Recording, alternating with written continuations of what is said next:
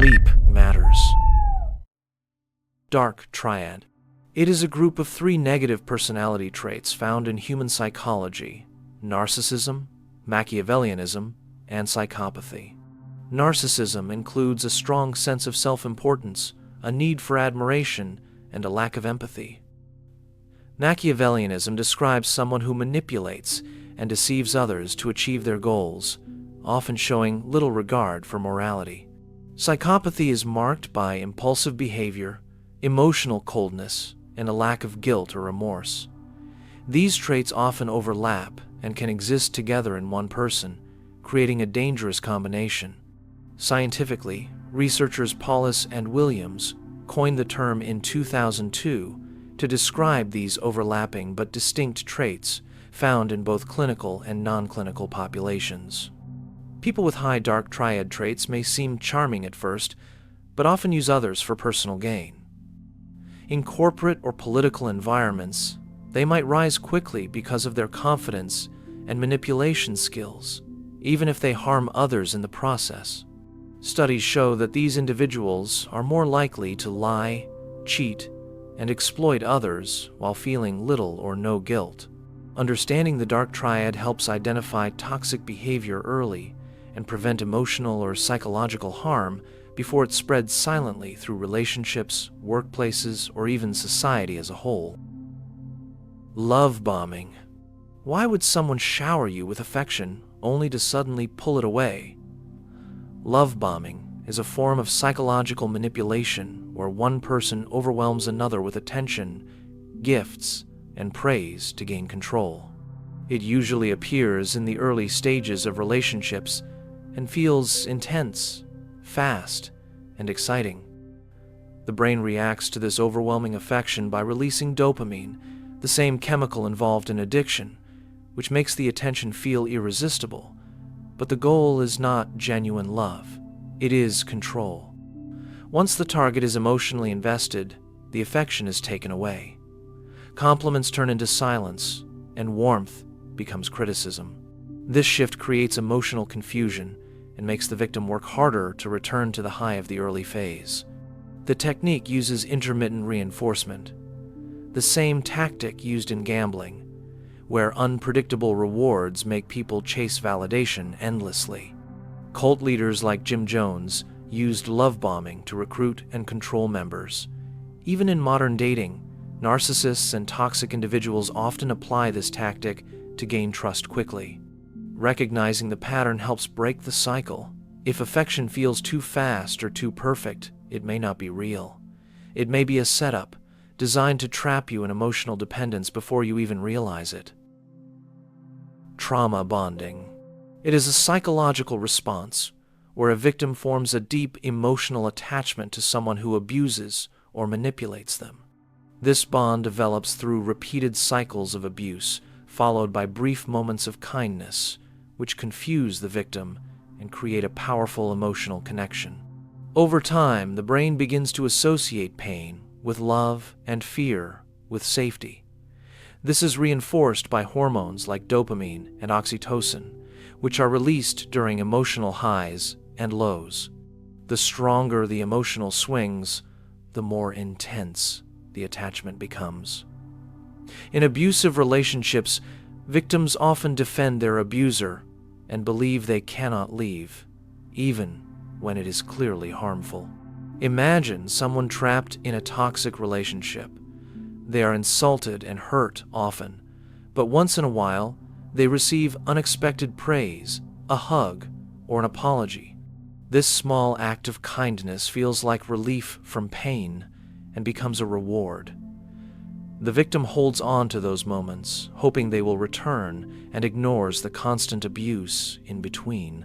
Real-world cases like those seen in cults, domestic violence, and hostage situations show how trauma bonding keeps victims loyal to their abusers. It is not weakness, it is survival wiring gone wrong. Breaking free starts with recognizing this invisible chain. Guilt tripping. Why do some people make you feel bad, even when you have done nothing wrong? Guilt tripping is a manipulation tactic where someone tries to control your behavior by making you feel guilty. Instead of asking directly or reasoning with you, they create emotional pressure through blame, disappointment, or passive-aggressive remarks. The goal is to make you act out of guilt, not out of choice. This works because guilt is a powerful emotion tied to social connection and the fear of being seen as selfish or uncaring. It often appears in relationships, families, or workplaces. For example, a parent might say, "After all I've done for you, this is how you repay me, even when you are making a healthy decision for yourself." That sentence doesn't ask you to change your decision, but it makes you feel like a bad person if you don't. Scientifically, guilt activates brain areas related to pain and social bonding, pushing people to fix what feels broken. But when used repeatedly, it becomes emotional manipulation. Over time, people conditioned by guilt tripping may lose their ability to say no, set boundaries, or recognize their true needs. The first step to resisting it is learning to separate guilt from actual wrongdoing. False memory implantation. Can you trust everything you remember? False memory implantation is a psychological process where people come to believe memories that are entirely untrue. These memories feel just as real as actual experiences because the brain constructs them using suggestion, repetition, and imagination. In the 1990s, psychologist Elizabeth Loftus conducted the famous Lost in the Mall experiment. Participants were told stories from their childhood, including one completely fabricated tale about getting lost in a shopping mall. After repeated retellings, many began recalling the fake memory vividly, adding details that never happened. This proves that memory is not a fixed record, but a flexible reconstruction.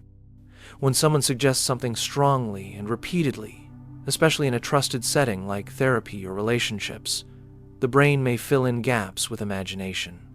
Over time, imagined events can become indistinguishable from reality. False memory implantation has been seen in court cases where witnesses confess to crimes they didn't commit after intense interrogation. It also occurs in manipulative relationships, where one person rewrites history to shift blame. Because memory shapes identity and decision-making, altering it becomes a powerful tool of control. The more we understand its limits, the better we can protect ourselves from being rewritten without knowing it. Gaslighting. It is a psychological manipulation tactic where a person tries to make someone question their own memory, perception, or sanity. The term comes from the 1944 film Gaslight, in which a husband dims the lights in their house and denies it when his wife notices. Over time, she starts doubting her own senses. Gaslighting works by slowly eroding a person's trust in themselves. It begins with simple denials like, "I never said that," or "You're just imagining things." As the behavior continues, the victim becomes unsure of their own thoughts and feelings. This confusion creates emotional dependence on the manipulator. Gaslighting often escalates into dismissing emotions and isolating the victim from others. In abusive relationships, politics, or workplace power dynamics, it's used to gain control without physical force. Victims often begin apologizing unnecessarily, second-guessing their memories, and relying on the abuser for their sense of reality. Scientifically, repeated exposure to this tactic affects the brain's stress system, leading to anxiety and depression. Studies show long-term effects include loss of confidence and PTSD. Recognizing gaslighting early is key to stopping the cycle. Clear documentation, outside support, and trusting your instincts are critical to regaining control over your reality and mental clarity. Intermittent variable reward. It is a behavioral conditioning principle where rewards are given at unpredictable intervals, making a person more likely to repeat a behavior. This system was first studied in the 1950s by psychologist B.F. Skinner through experiments on rats and pigeons. When rewards came at random times, the animals pressed a lever more persistently than when rewards were consistent. This principle affects human behavior the same way. In abusive relationships, It appears when kindness is given randomly between episodes of cruelty. The victim stays hoping for the next moment of affection. The unpredictability makes the brain chase rewards more desperately, similar to gambling or slot machines. In social media, likes and comments are unpredictable, making users scroll or post compulsively. Apps and games also use this to keep users hooked, offering surprise bonuses and random payouts. The dopamine system in the brain is highly sensitive to unexpected rewards, which reinforces the behavior even without guaranteed outcomes. This mechanism is used in casinos, toxic relationships, cults, and marketing strategies to create loyalty and emotional dependence. Understanding this tactic helps people set healthier boundaries, recognize manipulation, and regain control over their attention and emotional responses. Fear-mongering. It is the act of using fear to influence the behavior or opinions of others, often by exaggerating threats or dangers.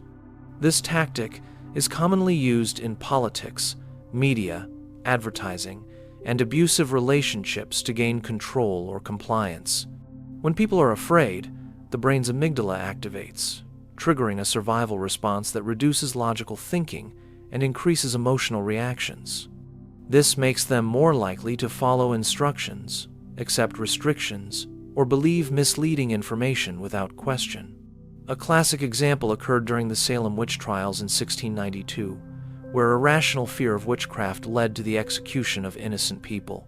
In modern times, fear-mongering appears in political speeches that warn of danger if a certain group gains power, or in ads that suggest disaster if a product is not used.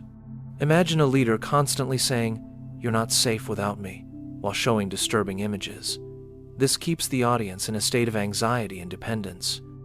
Fear works because it narrows attention and shuts down skepticism. Understanding this helps people spot when fear is used to manipulate choices. Looking for facts, questioning urgency, and staying calm are important tools to avoid falling for fear-based tactics meant to control emotions and decisions. Milgram Obedience Effect. It refers to a psychological phenomenon where people follow authority figures even when doing so causes harm to others. In 1961, psychologist Stanley Milgram conducted an experiment at Yale University to study obedience. Volunteers were instructed to deliver electric shocks to a person in another room every time they answered a question incorrectly. The shocks were fake, but the volunteers believed they were real. Even as the person screamed in pain, many continued giving shocks simply because an authoritative experimenter told them to proceed. This showed how ordinary people could commit harmful acts under pressure from authority.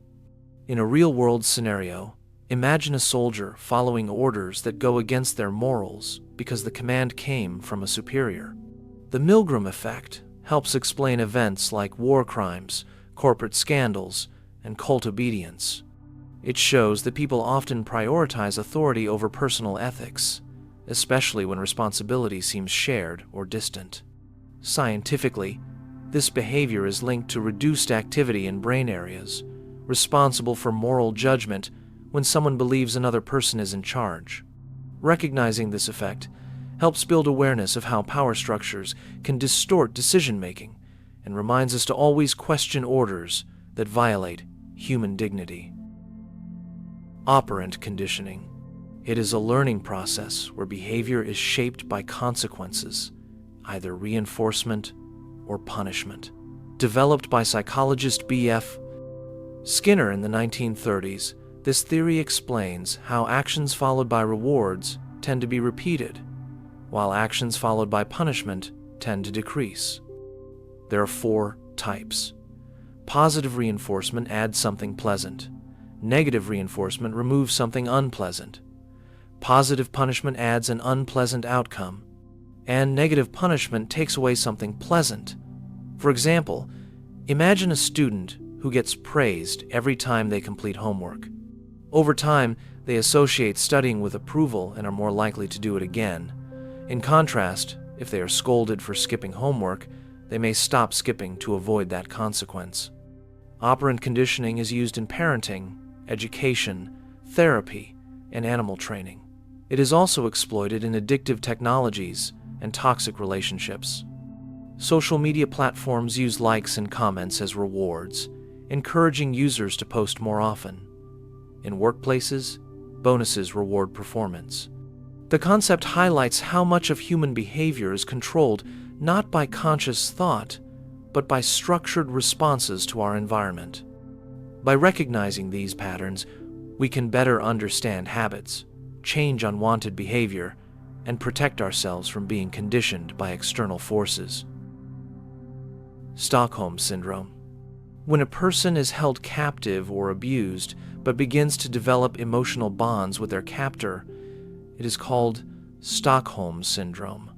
This psychological response was named after a 1973 bank robbery in Stockholm, Sweden, where hostages defended their kidnappers after 6 days of being held. The condition happens when fear, isolation, and dependency distort a person's sense of safety and loyalty. Instead of resisting the abuser, the victim forms a connection as a way to survive emotionally. The brain rewires threat and comfort into one confusing source.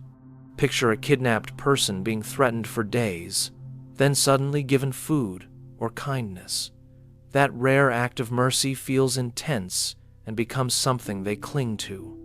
Over time, their captor becomes not just the danger, but also the only source of comfort. In this emotional confusion, loyalty grows. Cases like Patty Hearst in 1974 show how victims can even assist their captors. It is not about weakness or choice, but the brain's way of adapting to extreme stress. Stockholm Syndrome has been observed in hostages, abused partners, cult members, and prisoners of war. Understanding it helps explain why some people stay loyal to harmful figures and why escaping is harder than it looks from the outside. Authority compliance. People often follow instructions from authority figures, even when those instructions go against their personal values. This behavior is called authority compliance. It is based on social and psychological mechanisms where people trust or fear authority, leading them to obey even harmful commands. The most well-known study of this is the Milgram experiment in 1961. Participants were told to give electric shocks to another person when they made a mistake. Most people continued to do so because a man in a lab coat told them to, despite hearing screams of pain. Imagine being in a hospital where a nurse follows a doctor's order to give the wrong medication, even though it feels wrong. This happens more than we realize. Obedience can feel safer than resistance. The brain often sees authority as a source of knowledge or safety, which lowers our willingness to question or disobey. Authority compliance has played a role in historical tragedies, such as soldiers following unethical orders or employees ignoring misconduct in companies.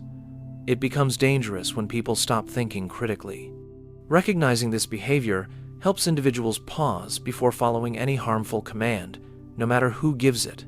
Obedience is not always loyalty. Sometimes, it's fear pretending to be trust. Mind control. How can a person's thoughts be changed without them realizing it? Mind control refers to techniques used to manipulate someone's beliefs, decisions, or behaviors by bypassing their conscious awareness. This is done using methods like isolation, repetition, emotional pressure, and distorted information. Scientifically, it works by targeting how the brain processes reward, fear, and identity. When these systems are overstimulated or confused, the person becomes more suggestible. In history, totalitarian regimes like North Korea have used mind control tactics to shape citizens' beliefs through controlled media and enforced rituals. Cults also use this, creating environments where members depend entirely on the leader's approval. Imagine being cut off from outside voices given only one version of reality, and punished for asking questions. Over time, your resistance weakens, and you adopt the new beliefs as your own. In modern life, mind control can happen subtly through echo chambers on social media, persuasive advertising, or emotional manipulation in relationships. Though often associated with fiction, real psychological influence can be just as powerful. Understanding these mechanisms helps protect mental independence. If you feel pressured to believe something without room for doubt, it's important to pause, seek varied perspectives, and remember that true choice includes the freedom to disagree. Subliminal messaging. Can your brain absorb messages without you knowing it? Subliminal messaging refers to signals that are presented below the level of conscious awareness, often hidden within images, audio, or text. These messages aim to influence thoughts or behaviors without the person realizing they have received them. Scientifically, the brain processes vast amounts of information outside conscious awareness. Subliminal inputs may activate emotional or motivational systems even if the person does not notice the message directly. In the 1950s, a marketer claimed that flashing phrases like "drink Coca-Cola" for milliseconds during a movie increased sales. Though the claim was later admitted to be false, the idea sparked widespread belief in hidden persuasion. Modern research shows mixed results. Some experiments suggest brief emotional words or images can affect mood or simple choices. However, strong behavior change through subliminal cues is rare and often temporary. In advertising and media, subliminal messaging has been rumored to appear in film frames or background music, though most of these are unproven or exaggerated. Still, the concept raises ethical concerns. Even if effects are small, bypassing conscious thought to shape decisions is manipulative. Awareness of this technique allows people to be more mindful of what they consume, even passively. Appeal to emotion. Appeal to emotion is a persuasion technique that uses feelings instead of logic to influence someone's decisions or beliefs. Instead of presenting facts, the speaker triggers emotions like fear, anger, guilt, or sympathy to shape responses. This method is often used in advertising, politics, and personal arguments. When emotions are strong, people stop analyzing and start reacting. That's what makes this tactic powerful and dangerous. Imagine a commercial that shows a sad child and says, "If you don't donate now, children like this will continue to suffer." The goal isn't to explain how the donation helps, but to make you feel too guilty not to act. Emotion overrides reasoning. In psychology, this is called emotional reasoning, where feelings are treated as facts. If something feels scary, it must be dangerous. If someone looks sad, they must be right. This thinking can lead to biased decisions and even manipulation. Politicians use fear to gain support. Marketers use joy to sell products. In relationships, people use guilt to win arguments. Recognizing appeal to emotion helps you pause and question whether the argument makes sense beyond how it feels. Understanding this makes your choices stronger, because emotions should inform decisions, not replace thought. Stanford Prison Effect. The Stanford Prison Effect refers to how quickly ordinary people can adopt abusive behavior when given power over others. It comes from a 1971 psychology experiment by Philip Zimbardo at Stanford University. Volunteers were assigned roles as either guards or prisoners in a mock prison setup. Within days, guards began showing cruelty, and prisoners became passive and stressed. The study was supposed to last 2 weeks, but was shut down after only 6 days due to the extreme psychological effects. In the experiment, no one was actually a criminal or a real guard. Yet the behavior shifted dramatically because of assigned roles and the environment. This showed how situations and systems can change people more than personal beliefs do. Think of a workplace where a supervisor suddenly gains power and starts treating others unfairly, not because they are cruel, but because the role makes it feel acceptable. When people feel protected by authority or group identity, they act in ways they normally wouldn't. The Stanford Prison Effect highlights the danger of unchecked power and the importance of accountability. It reminds us that even good people can do harm when systems encourage dominance instead of empathy. Machiavellianism. What happens when someone sees every relationship as a game of control? Machiavellianism is a personality trait where a person is focused on manipulation, deceit, and power, often at the cost of morality. The term comes from Niccolò Machiavelli, an Italian political philosopher who wrote The Prince in 1513. In it, he argued that rulers should be willing to use lies, fear, and trickery if it helps them stay in power. Though Machiavelli himself was more analytical than evil, the term now describes people who treat others as tools to be used for personal gain. Scientifically, Machiavellianism is part of the dark triad, along with narcissism and psychopathy. People high in this trait are skilled at hiding their intentions. They often appear charming, logical, and trustworthy on the surface, but behind that, they manipulate others through calculated moves, using lies, flattery, and social influence.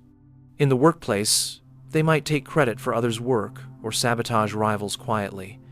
In relationships, they often keep secrets and exploit weaknesses. Imagine someone who pretends to care about your struggles just to learn how to use them against you later. Studies show that high Machiavellian individuals are more likely to cheat, deceive, and avoid guilt. They tend to believe that the ends always justify the means, and they rarely form genuine emotional connections. In politics and business, this mindset can lead to short-term success, but long-term damage. Recognizing these behaviors early is critical. Look for patterns of manipulation, inconsistent honesty, and relationships that always seem to benefit only one side. While not everyone with Machiavellian traits is dangerous, the key risk lies in how well they hide their true motives.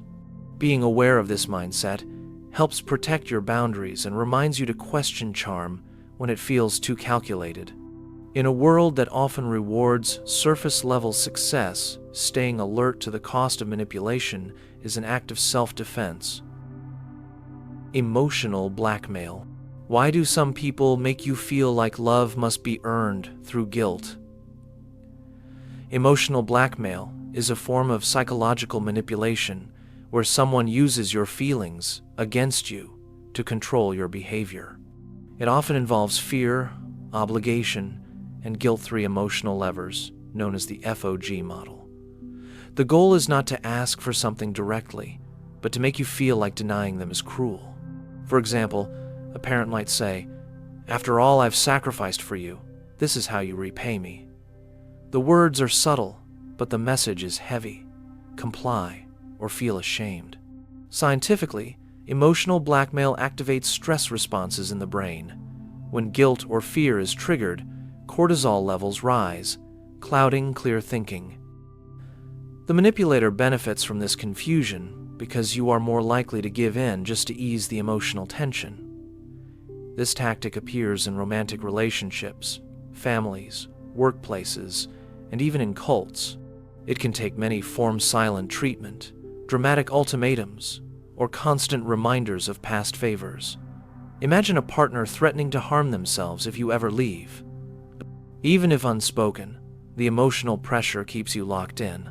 Emotional blackmail is dangerous because it creates one-sided relationships where your needs and choices are slowly erased. It thrives on your empathy, which is used not as a connection but as a weapon. Over time, victims begin to question their worth and lose their ability to say no. Studies show that people exposed to long-term emotional blackmail often experience anxiety, depression, and loss of identity. The first step to breaking this cycle is recognizing when someone uses emotion to bypass honest communication.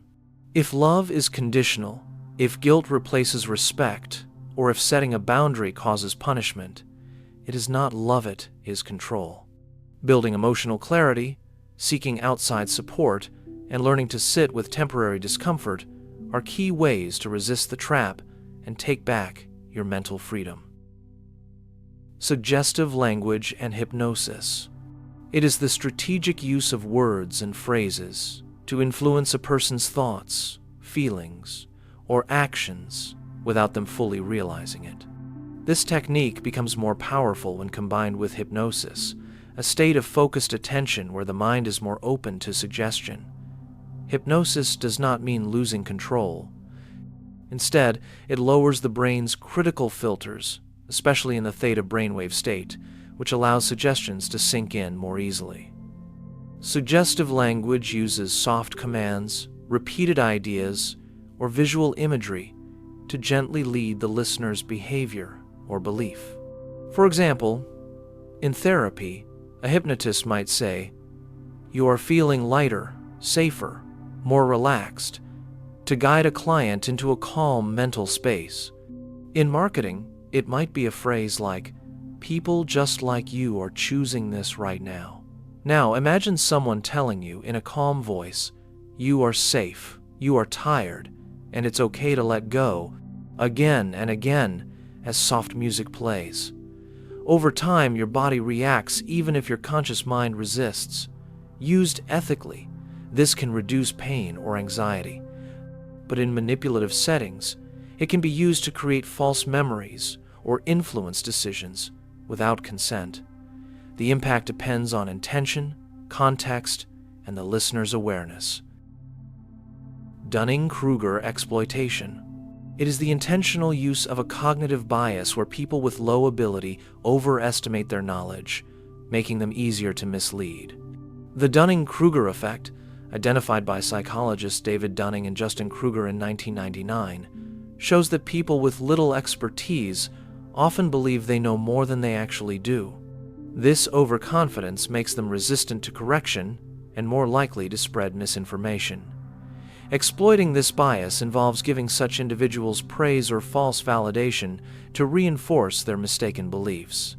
In cults or extremist groups, leaders may convince followers that they understand complex issues better than scientists or experts. Imagine someone with no legal background being told, "You know more about the law than any judge." That false confidence builds loyalty. On social media, influencers may exploit this effect by oversimplifying science or history, then acting as if disagreement proves others are blind or stupid. This tactic works because people like feeling smart and included. Scientifically, low performers often lack the skill to judge their own weaknesses, so they don't know what they don't know. Recognizing this bias protects against manipulation by encouraging humility, continuous learning, and awareness that confidence does not always mean competence. Sunk cost fallacy. Sunk cost fallacy is a psychological trap where people continue investing time, money, or effort into something only because they've already spent so much on it, even when it no longer makes sense to continue. The original investment is already gone and cannot be recovered, yet the person feels pressure to keep going to justify that past loss. This fallacy affects everyday decisions like staying in a failing relationship, finishing a bad movie, or sticking with a poor business idea. Imagine someone who has spent years in a career they no longer enjoy.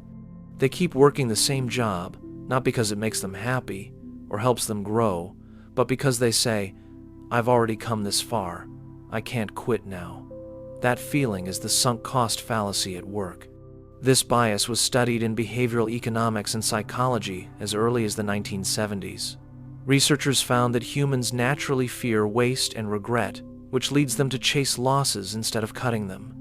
In business, it can lead to throwing more resources into a failing project, often making the outcome worse. In personal life, it keeps people stuck in draining habits or commitments. Understanding this fallacy helps us shift focus from the past to the present. The better question to ask is, would I choose this again today, knowing what I now know? Rational decisions should be based on future benefits, not past costs. Letting go of sunk costs isn't failure, it is wisdom. Divide and conquer tactics.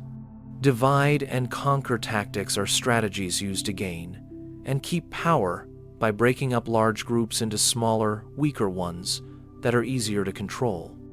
Instead of fighting one strong enemy, The manipulator causes internal conflict so that group members turn against each other. This tactic has been used in war, politics, corporate environments, and even in relationships to create control through division. The phrase comes from ancient military strategy. The Roman Empire, for example, used it to dominate large populations by supporting rivalries among tribes so they wouldn't unite against Roman rule. In modern times, political leaders may create divisions based on race, religion, or class to distract from their own actions and keep the population too divided to organize resistance. Picture a manager at a company who spreads rumors among team members, causing jealousy and competition. Instead of questioning the manager's unfair practices, the team fights among themselves. This keeps the manager safe and in control.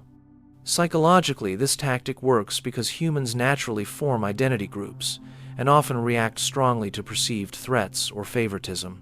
Once people are emotionally invested in a group rivalry, logic becomes harder to apply. Divide and conquer thrives on distraction and emotion.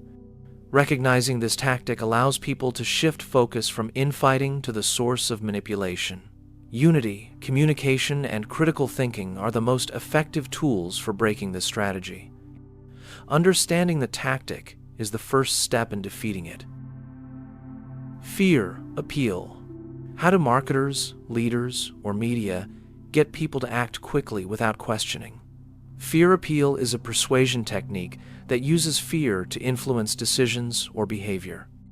It works by presenting a threat and then offering a specific solution to avoid that danger. Scientifically, it activates the brain's amygdala, triggering a fight-or-flight response. When people feel threatened, their focus narrows and their urge to act increases. The more personal the threat feels, the more effective the appeal becomes. A classic example is anti-smoking campaigns that show graphic images of lung disease to scare viewers into quitting. The message is clear. Smoking leads to death, but quitting can save your life. In advertising, companies often use lines like, "Don't get hacked to our security software," or "Without this insurance, you're at risk." Politicians may use fear appeals to gain support by warning of crime, terrorism, or economic collapse. The pattern is always the same. Create urgency through fear, then present a solution. While fear can motivate action, too much of it leads to avoidance or denial. Research shows that for fear appeal to work, the solution must feel achievable. If the fear is overwhelming and no clear action is offered, people shut down. This method is powerful, but also manipulative, especially when facts are exaggerated. Recognizing fear appeals helps people pause, check the evidence, and make decisions based on logic rather than panic. Whether it is a health scare or a political message, ask yourself, is this warning real and is the solution reasonable? If not, it might be fear used as a tool of control. Reframe anxiety as excitement. Can changing one word really change how your brain feels? Reframing anxiety as excitement is a simple but powerful psychological strategy that turns nervous energy into something useful. Both anxiety and excitement activate the same part of the nervous system. The body feels nearly identical in both states: faster heartbeat, increased breathing, and heightened alertness. The only real difference is interpretation. In 2014, Harvard researcher Alison Wood Brooks found that when people told themselves, "I am excited," instead of "I am nervous," their performance improved in public speaking and math tasks. The shift gave their brain a positive focus rather than a fearful one. Imagine standing backstage before a speech. Your hands shake, your heart races. Instead of thinking, "I'm scared," you say, "I'm excited to share this." The words change the brain's framing and make the sensation feel like energy, not danger. Athletes, performers, and even CEOs use this reframing to perform better under pressure. The strategy works because it doesn't fight the feeling, it redirects it. Anxiety tries to prepare you for danger. Excitement prepares you for opportunity. Both are high arousal states, but only one helps you move forward. Recognizing that your body is ready, not failing, allows you to feel more confident and stay focused. Scapegoating. Why do groups sometimes blame one person or group for problems they did not cause? Scapegoating is the act of unfairly placing blame on an individual or group to avoid dealing with the real issue. It creates a target to punish and distracts attention from more complex problems. The term comes from an ancient ritual described in the Bible, where a goat was symbolically burdened with the sins of a community and sent into the wilderness to cleanse the group.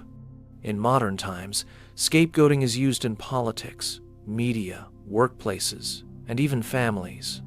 A government facing economic failure might blame immigrants or a minority group to deflect attention from bad policy decisions.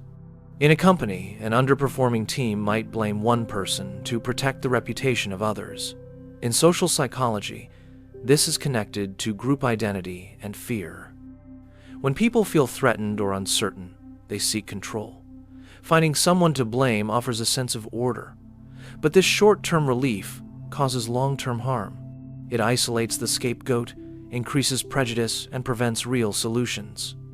Historical examples include the persecution of Jews in Nazi Germany, accused of causing national decline, or during pandemics when certain communities were blamed for disease spread. Recognizing scapegoating is key to resisting emotional manipulation and seeing deeper truths. Bandwagon effect manipulation. Why are people more likely to agree with something just because others do? The bandwagon effect is a psychological tendency where individuals adopt a belief or behavior simply because they see others doing the same. This bias is rooted in the brain's survival instinct.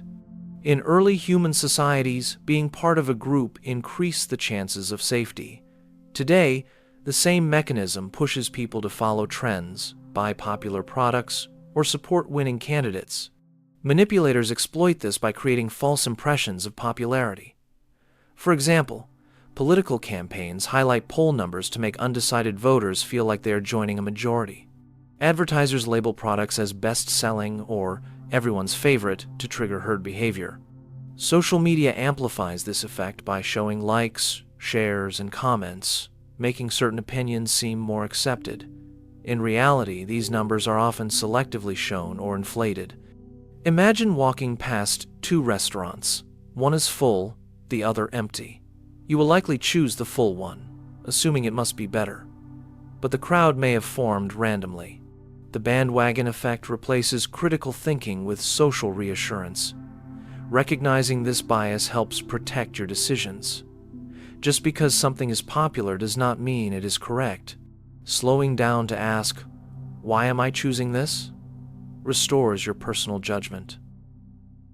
Mimetic desire. It describes how people often want things not because they truly need or value them, but because others seem to want them. French philosopher René Girard introduced this concept in the 1960s, suggesting that human desire is not entirely original. Instead, we copy what others want, turning their desire into a model for our own. This leads to cycles of competition, imitation, and even conflict. Social media platforms amplify this effect. For example, when a product suddenly becomes viral, millions feel compelled to buy it, not because it changed, but because others desire it.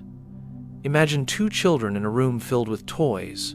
One picks a random toy, and suddenly the other insists on having the same one, even if they ignored it before. That is mimetic desire in action. In real life, it drives trends, envy, and even social comparison. It can lead to obsession with wealth, fame, or appearance simply because others are chasing it too. The effect is subtle but powerful. Marketers and influencers often manipulate this by showing popularity as proof of value.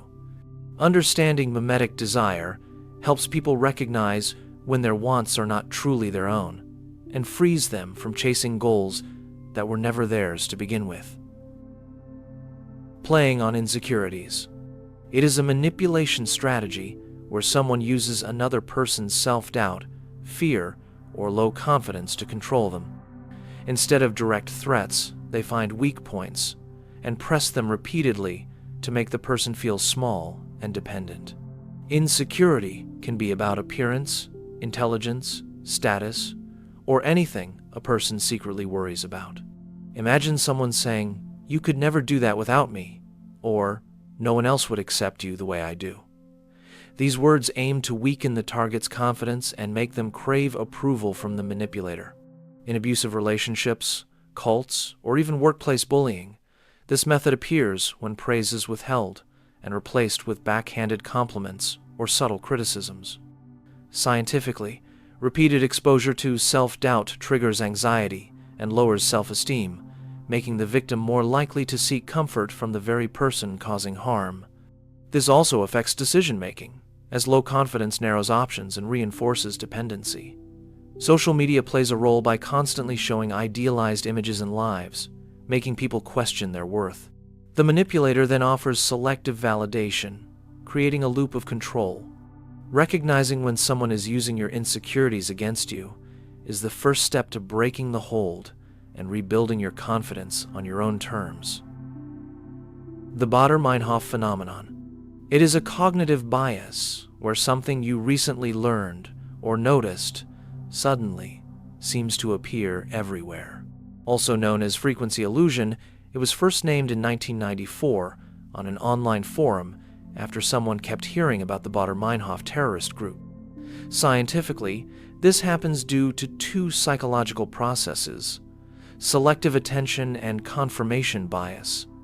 When your brain picks up a new piece of information, it becomes more alert to it. Then, when you notice it again, you believe it is happening more often, even though its actual frequency has not changed. Imagine you hear about a rare car model for the first time. The next day, you see it 3 times on the road. It feels like a coincidence, but your brain is just now tuned to notice it. This bias is used in marketing and political messaging to make topics feel urgent or widespread. For example, once a product is advertised to you, it might seem like everyone is using it. The illusion of relevance grows stronger. Understanding this phenomenon helps reduce false patterns and shows how perception can distort reality. Being aware of how your brain highlights recent information protects against overreactions and misplaced conclusions drawn from limited encounters. Framing effect manipulation. It is a psychological trick where the same information is presented in different ways to influence decisions. People respond differently depending on whether something is framed as a gain or a loss, even if the facts remain the same. For example, saying 90% survival rate sounds more comforting than 10% death rate, though they mean the same thing. This effect was studied deeply by psychologists Amos Tversky and Daniel Kahneman in the 1980s. In one experiment, participants chose between 2 treatments for a disease. More people chose the option described in positive terms, even though the actual outcomes were identical. Imagine a headline saying, "Job market adds 100,000 jobs," versus unemployment still at 7%. Each frames the same economic situation, but one triggers hope, the other fear. In politics, media, and advertising, this bias is used to guide public opinion, selling decisions, or beliefs by controlling how a choice feels emotionally. Scientifically, the brain is wired to avoid losses more than it values gains, which makes negative frames more powerful. Recognizing this manipulation allows you to focus on facts over emotional packaging, helping you make more rational and independent decisions without being guided by fear or optimism alone. Cultivating false identity. How do people end up becoming someone they never intended to be? Cultivating false identity is the process of shaping someone's sense of self to fit another person's goals or systems of control. It happens when the environment, relationships, or authority figures slowly replace someone's real thoughts, feelings, and desires with an artificial version of who they should be. This tactic is common in cults, toxic relationships, and strict social systems. Over time, the person forgets where their real identity ends and the false one begins. Imagine a young adult joining a high-control religious group. At first, they just want community, but slowly they are told how to dress, what to say, what to believe, and even how to feel. Any personal doubt is labeled as weakness or sin. The more they comply, the more approval they receive. The result is a carefully shaped identity that looks loyal and confident on the outside, but feels lost and empty within. Scientifically, this happens through reinforcement, repetition, and fear of rejection. The brain adapts to survive in the group, and the person internalizes the role they were told to play. Over time, questioning feels dangerous, and obedience feels safe. The false identity becomes the only version that is accepted and rewarded. This tactic is used in extreme situations like cults and political regimes, but it also appears subtly in families, schools, and workplaces. A child who is always called the smart one or the failure may grow into that identity, even when it no longer fits. The damage comes when people forget they had a choice. They follow paths chosen for them, not by them. The solution starts with awareness. When someone begins to ask, "Is this really who I am?" they begin to reclaim their real self. A false identity can feel safe, but it is not freedom. Exploiting empathy. Why do good people end up being controlled by others? Exploiting empathy is a manipulation strategy that targets someone's ability to care and understand emotions. Empathy is a human strength, but in the wrong hands, it becomes a weakness that can be used to control decisions, guilt, and behavior. Manipulators rely on empathetic people because they are more likely to forgive, excuse bad actions, or take on responsibility that is not theirs. Imagine someone in a toxic relationship. Their partner constantly causes harm, but then cries, blames their trauma, or talks about how broken they feel. The empathetic person shifts focus from their own pain to comforting the person who hurt them. This pattern repeats. Over time, the victim believes that leaving or setting boundaries is cruel. The guilt overrides logic. In psychology, this is called emotional inversion. The victim feels bad for the abuser. This tactic appears in narcissistic abuse, cult leadership, and even some forms of corporate manipulation. Empathetic people are told they are selfish if they stop giving. It creates a loop where the more they care, the more they're drained. Recognizing this tactic doesn't mean becoming cold. It means learning to set emotional boundaries. Caring is powerful, but it must be paired with clarity. Real empathy helps others grow. Manipulated empathy keeps them in control. The silent treatment. What happens when someone punishes you not with words, but with silence? The silent treatment is a psychological tactic used to hurt or control someone by deliberately refusing to communicate. It is often seen in relationships, families, and workplaces. Instead of resolving an issue, the person creates emotional distance and leaves the other person feeling confused, anxious, or unworthy. The silent treatment is not the same as taking space to cool down. It is used to create power imbalance. One person decides when the conversation begins and ends, and the other is left waiting, apologizing, or second-guessing themselves. Imagine a situation where after a small argument, one partner goes completely silent for days. No messages, no calls, no responses. The other person starts replaying the argument, wondering if they overreacted or said something unforgivable. They become desperate for closure. This is how control is gained without saying a single word. Neurologically, the brain reacts to social rejection similarly to physical pain. Silence, when used intentionally, triggers the same brain areas that process injury. That's why it hurts deeply. This tactic can also be seen in workplaces where a superior ignores an employee as punishment. In families, it can appear as a parent freezing out a child. The effect is always the same: isolation, confusion, and control. Healthy relationships communicate clearly, even during conflict. Silence should be a tool for reflection, not punishment. When used to dominate, it becomes emotional abuse disguised as withdrawal. Recognizing the silent treatment helps reclaim power and shift the focus back to honest dialogue. Cognitive dissonance.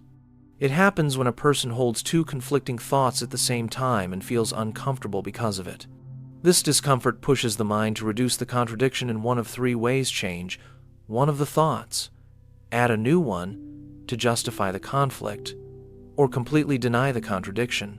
Psychologist Leon Festinger introduced this concept in 1957 after studying a cult that believed the world would end on a specific day. When it didn't happen, instead of leaving the group, members said their faith had saved the world. This is cognitive dissonance in action. Imagine someone who smokes, but also believes smoking causes cancer. To reduce the discomfort, they may convince themselves it's not that dangerous, or say, "I'll quit soon." The mind is wired to protect self-image and avoid internal conflict. Advertisers use this effect too. They make people feel like their current choice is wrong or outdated, then offer a product to resolve the discomfort. In relationships, people stay with those who hurt them by justifying the behavior or blaming themselves. Recognizing cognitive dissonance helps with clearer thinking. When we pause to notice the gap between belief and action, we can make more honest and healthy choices. Pacing and leading. It is a communication technique used to guide someone's thinking by first matching their current state and then gradually introducing new ideas. This method is common in sales, therapy, hypnosis, and manipulation. It works by building trust through agreement, then shifting direction once the person is engaged. Scientifically, it is based on rapport and the brain's pattern recognition. When someone hears statements that match their experience, they feel understood. This creates a sense of safety. Then, when a new suggestion is introduced, they are more likely to accept it. Imagine a speaker says, "You're tired. It's late. Your mind is looking for something calm." All of this feels true. Then they add, "That's why you'll enjoy this idea. The first part is pacing. The last is leading." In cults and scams, pacing begins with shared beliefs or common fears. Once trust is built, extreme ideas are slowly added. In therapy, it can help a resistant person open up by first acknowledging their emotions. This technique is powerful because it uses agreement as a bridge to influence. Recognizing when someone is pacing, you can help you stay alert and question whether the next step actually fits your values and needs. Creating a sense of scarcity. It is a psychological technique that increases the perceived value of something by making it seem limited or hard to get. Scarcity works because the brain links rarity with importance. When resources seem scarce, the fear of missing out increases desire. This is called the scarcity effect, and it has roots in evolutionary psychology. In early human history, limited resources often meant survival threats, so the brain developed an urgency response. Today, marketers and influencers use the same wiring to drive sales and decisions. A common tactic is the limited time offer. Only 3 left in stock, or sale ends in 2 hours, triggers action. People do not want to feel left out. Airlines, hotels, online stores, and auctions all use scarcity to pressure faster choices. Imagine shopping online. You see a jacket you like. A small red message says, "Almost sold out." Suddenly, it feels more valuable, even if you were unsure before. Scarcity can also affect social attention. Exclusive groups or limited access events are seen as more desirable. In manipulative relationships, a person might act distant or unavailable to create emotional scarcity. This makes their attention feel rare, and therefore more attractive. Recognizing this trick helps pause the rush and see the offer clearly. Scarcity alone does not mean something is valuable. It often just means you are being pushed. The halo effect. It is a cognitive bias where our overall impression of someone influences how we judge their other traits, even if they are unrelated. When a person appears attractive, confident, or successful in one area, we are more likely to believe they are good in other areas too, without real evidence. This effect was first studied by psychologist Edward Thorndike in 1920, when he observed that military officers who looked strong were also rated as more intelligent and competent by their superiors. The brain makes quick generalizations to save time, but this shortcut often leads to false assumptions. For example, a celebrity known for acting may be trusted on political opinions simply because they seem likable.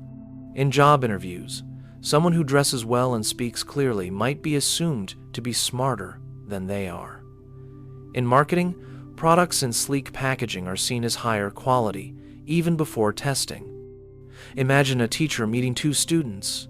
One smiles and is polite on day one, the other is quiet. Without realizing it, the teacher might expect better performance from the first. This bias can affect grades, promotions, even legal outcomes. Recognizing the halo effect helps us slow down and judge traits separately, based on evidence, not surface impressions. Reframing failure. It is the process of changing how we view setbacks so that they become opportunities for learning rather than signs of weakness. Psychologically, the way we interpret failure affects how we respond to it emotionally and behaviorally.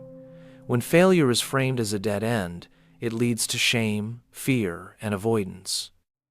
But when it is seen as feedback, it builds resilience and growth. Cognitive behavioral therapy often uses this technique to change negative thought patterns.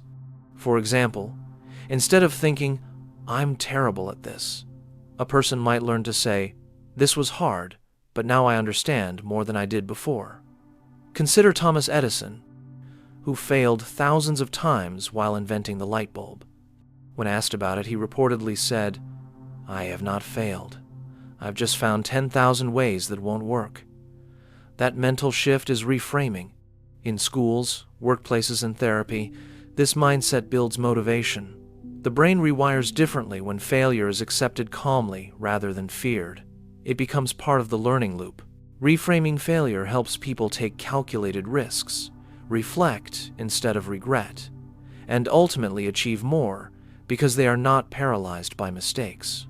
The story changes from "I failed" to "I adapted," and that simple change can alter everything. Exploiting mirror neurons. It involves using the brain's natural ability to simulate the experiences of others in order to influence behavior. Mirror neurons were discovered in the early 1990s by scientists in Italy studying macaque monkeys. They found that the same neurons fired both when a monkey performed an action and when it observed another doing it. In humans, this system helps with empathy, learning, and social bonding. When we see someone smile, our brain reacts as if we're smiling too. Manipulators exploit this by intentionally triggering mirror responses. For example, a charismatic speaker using calm gestures and confident posture can make the audience feel calm and confident as well. In advertising, actors enjoy a product so viewers mentally simulate that joy. In cults or abusive relationships, leaders show intense emotion, causing followers to mirror that intensity and internalize the belief system faster. Imagine a room where one person starts laughing. Soon others join, not because of the joke, but because their brains imitate the reaction. Mirror neurons can also spread fear, sadness, or anger. Recognizing when someone is using emotional mimicry to sway you helps regain your mental space. Being aware lets you decide which emotions are truly yours and which are being borrowed without permission. Decoy Effect. It is a marketing and decision-making trick, where a third, less appealing option is introduced to influence people into choosing a more expensive or specific alternative. The decoy is not meant to be chosen, but is placed to make another choice appear more attractive. This concept was widely observed in behavioral economics during the 1980s. For example, Imagine two movie popcorn sizes. A small costs $3 and a large costs $7. Most people choose the small. But when a medium is added at $6.50, suddenly the large seems like a much better deal.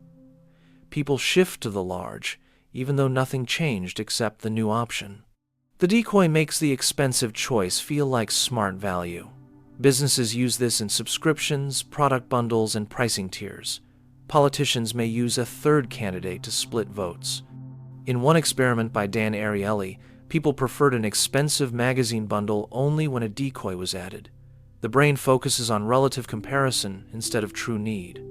Recognizing the decoy effect helps avoid emotional traps in decision-making.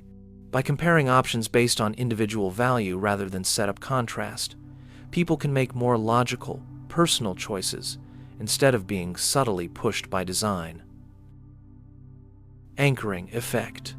The anchoring effect is a cognitive bias where people rely too heavily on the first piece of information they receive when making decisions. That initial number or fact becomes a mental anchor, shaping everything that follows. Even if the anchor is random or irrelevant, it can strongly influence judgment without people realizing it. This effect is widely studied in behavioral economics and psychology, and it plays a major role in pricing, negotiations, and everyday choices. In one well-known study by psychologists Amos Tversky and Daniel Kahneman in the 1970s, participants were asked to guess the percentage of African countries in the United Nations. But first, they spun a wheel labeled with random numbers. Those who saw a higher number guessed significantly higher percentages. The wheel was rigged and meaningless, yet it still anchored their thinking. Imagine walking into a store and seeing a jacket priced at $400. Then you see another jacket for $150. Suddenly, the second one feels like a bargain, even if it's still expensive. The first number became your anchor. Marketers use this all the time. A product might be shown at $299 crossed out, now offered at $179. That original price wasn't just a label. It was a psychological setup to make the new price feel like a deal. Anchoring is also used in salary negotiations, where the first offer sets the tone for the rest of the conversation. This bias is powerful because it operates automatically. Once an anchor is planted, it shapes perception. Even experts like judges or doctors are not immune. Studies show that courtroom sentencing can be influenced by irrelevant numbers, like the last digits of a social security number. Understanding the anchoring effect helps protect against subtle manipulation. Whenever you feel influenced by a starting point, pause and ask yourself, is this number actually relevant? Replacing automatic thinking with mindful questioning can reset your mental anchor and lead to more rational decisions. Door-in-the-face technique. The door-in-the-face technique is a persuasion strategy where someone starts by making a large, unreasonable request that is likely to be refused. After the refusal, they quickly follow with a much smaller request, which is the one they really wanted all along. The contrast makes the second request feel more acceptable, increasing the chance that the person will say yes. This technique is based on the principle of reciprocity. When someone turns down the big request, they feel a little guilty. So when the second smaller request is made, they feel pressured to agree, as if meeting halfway. It's a social trick that takes advantage of our need to appear cooperative. In a 1,975 study by Cialdini and colleagues, researchers asked participants if they would volunteer as counselors for 2 hours a week for 2 years. Most people said no. Then they asked if they would volunteer for just one afternoon. Agreement rates shot up. The first request was never expected to be accepted. It was only a setup. Salespeople used this method by offering expensive products first, then cheaper ones. Activists might ask for a big donation, then a small one. Parents might ask a child to clean the whole house, then settle for just cleaning their room. The effectiveness of this technique lies in contrast. The smaller request feels easy not because it is small, but because it feels small compared to what came before. Recognizing the door in the face tactic helps people make decisions based on their true preferences, not guilt or obligation. Once you understand the pattern, you can slow down, step back, and decide without pressure. Foot in the door technique. How can a small yes lead to a much bigger yes later? The foot in the door technique is a psychological method where someone starts with a small request to increase the chances of agreement to a much larger one later. This works because once someone commits to a small action, they begin to see themselves as helpful or cooperative. To stay consistent with this self-image, they are more likely to agree to follow-up requests, even if they are much bigger. This technique was first tested in 1966 by psychologists Friedman and Fraser. In their experiment, researchers asked homeowners to put a small sign in their window supporting safe driving. Later, they asked the same people to install a large, ugly billboard in their front yard with the same message. The majority who agreed to the small request also agreed to the big one. The shift seemed minor, but mentally it had locked in an identity. Imagine being asked to sign a petition. Days later, the same person asks you to donate money. Because you already agreed before, you are more likely to continue supporting the cause. This technique is used in sales, politics, and cults. A small favor or harmless agreement sets the stage for larger commitments. Once a person starts saying yes, they are less likely to stop. The method works on the principle of consistency. Humans like their actions to match their identity. When the first yes is public or written, the effect becomes stronger. Understanding this pattern helps you pause when a simple request is followed by something more demanding. Ask yourself if you are truly comfortable with the second step, or if you are only agreeing to stay consistent. Recognizing this technique allows for more intentional choices and stronger boundaries. Reverse psychology. Why do people sometimes do the opposite of what they are told? Reverse psychology is a persuasion technique where someone suggests the opposite of what they want, expecting the other person to resist the suggestion and do what was truly intended. It relies on a psychological concept called reactance. When people feel their freedom to choose is being threatened, they often push back by doing the opposite to restore control. This reaction is stronger in children, teenagers, and individuals with a strong desire for independence. A classic example is telling a child not to eat a cookie, knowing that the restriction will make them want it more. In marketing, this appears in limited edition products labeled, "Not for everyone," creating the feeling that rejecting it is missing out on something exclusive. Politicians sometimes use it by framing opposition ideas as too extreme to accept, knowing it will provoke rebellious support. The effectiveness of reverse psychology depends on how it is delivered. If it feels forced or obvious, it may not work. But when subtle, it taps into a deep human need to make autonomous choices. Recognizing this trick helps you become aware of when you are reacting emotionally rather than logically. True choice begins when we know why we are choosing. The illusion of choice. Can someone feel free while being completely controlled? The illusion of choice happens when people are given several options, but all the options serve the same purpose or lead to the same outcome. It creates the appearance of freedom while actually guiding the person's decision in a specific direction. This technique is used in politics, sales, education, and media. A company may offer 3 subscription plans with different prices, but the middle one is designed to appear most reasonable. Most customers choose it, even though all 3 options were crafted to drive them to that decision. This is known as choice architecture. In elections, voters may choose between candidates who differ on surface issues, but support the same policies on major decisions. In parenting, offering a child the choice between cleaning their room now or in 5 minutes gives them a sense of control, even though cleaning is non-negotiable. The mind values autonomy, so people are more likely to accept an outcome when they believe they chose it. The illusion of choice reduces resistance and increases compliance. Scientifically, the brain responds positively to choice because it reduces stress and increases satisfaction. Recognizing this illusion helps protect decision-making. Ask whether the choices are meaningfully different or simply designed to guide your answer. Use the word because. It is one of the simplest but most effective persuasion techniques in psychology. The word because triggers a natural response in the brain to accept what follows as justification, even if the reason is weak. This phenomenon was tested in a 1,978 Harvard study by psychologist Ellen Langer. In the experiment, a person asked to cut in line for a photocopier. When they gave a reason using because, even if it was meaningless, compliance increased significantly. People heard because and assumed the request was valid.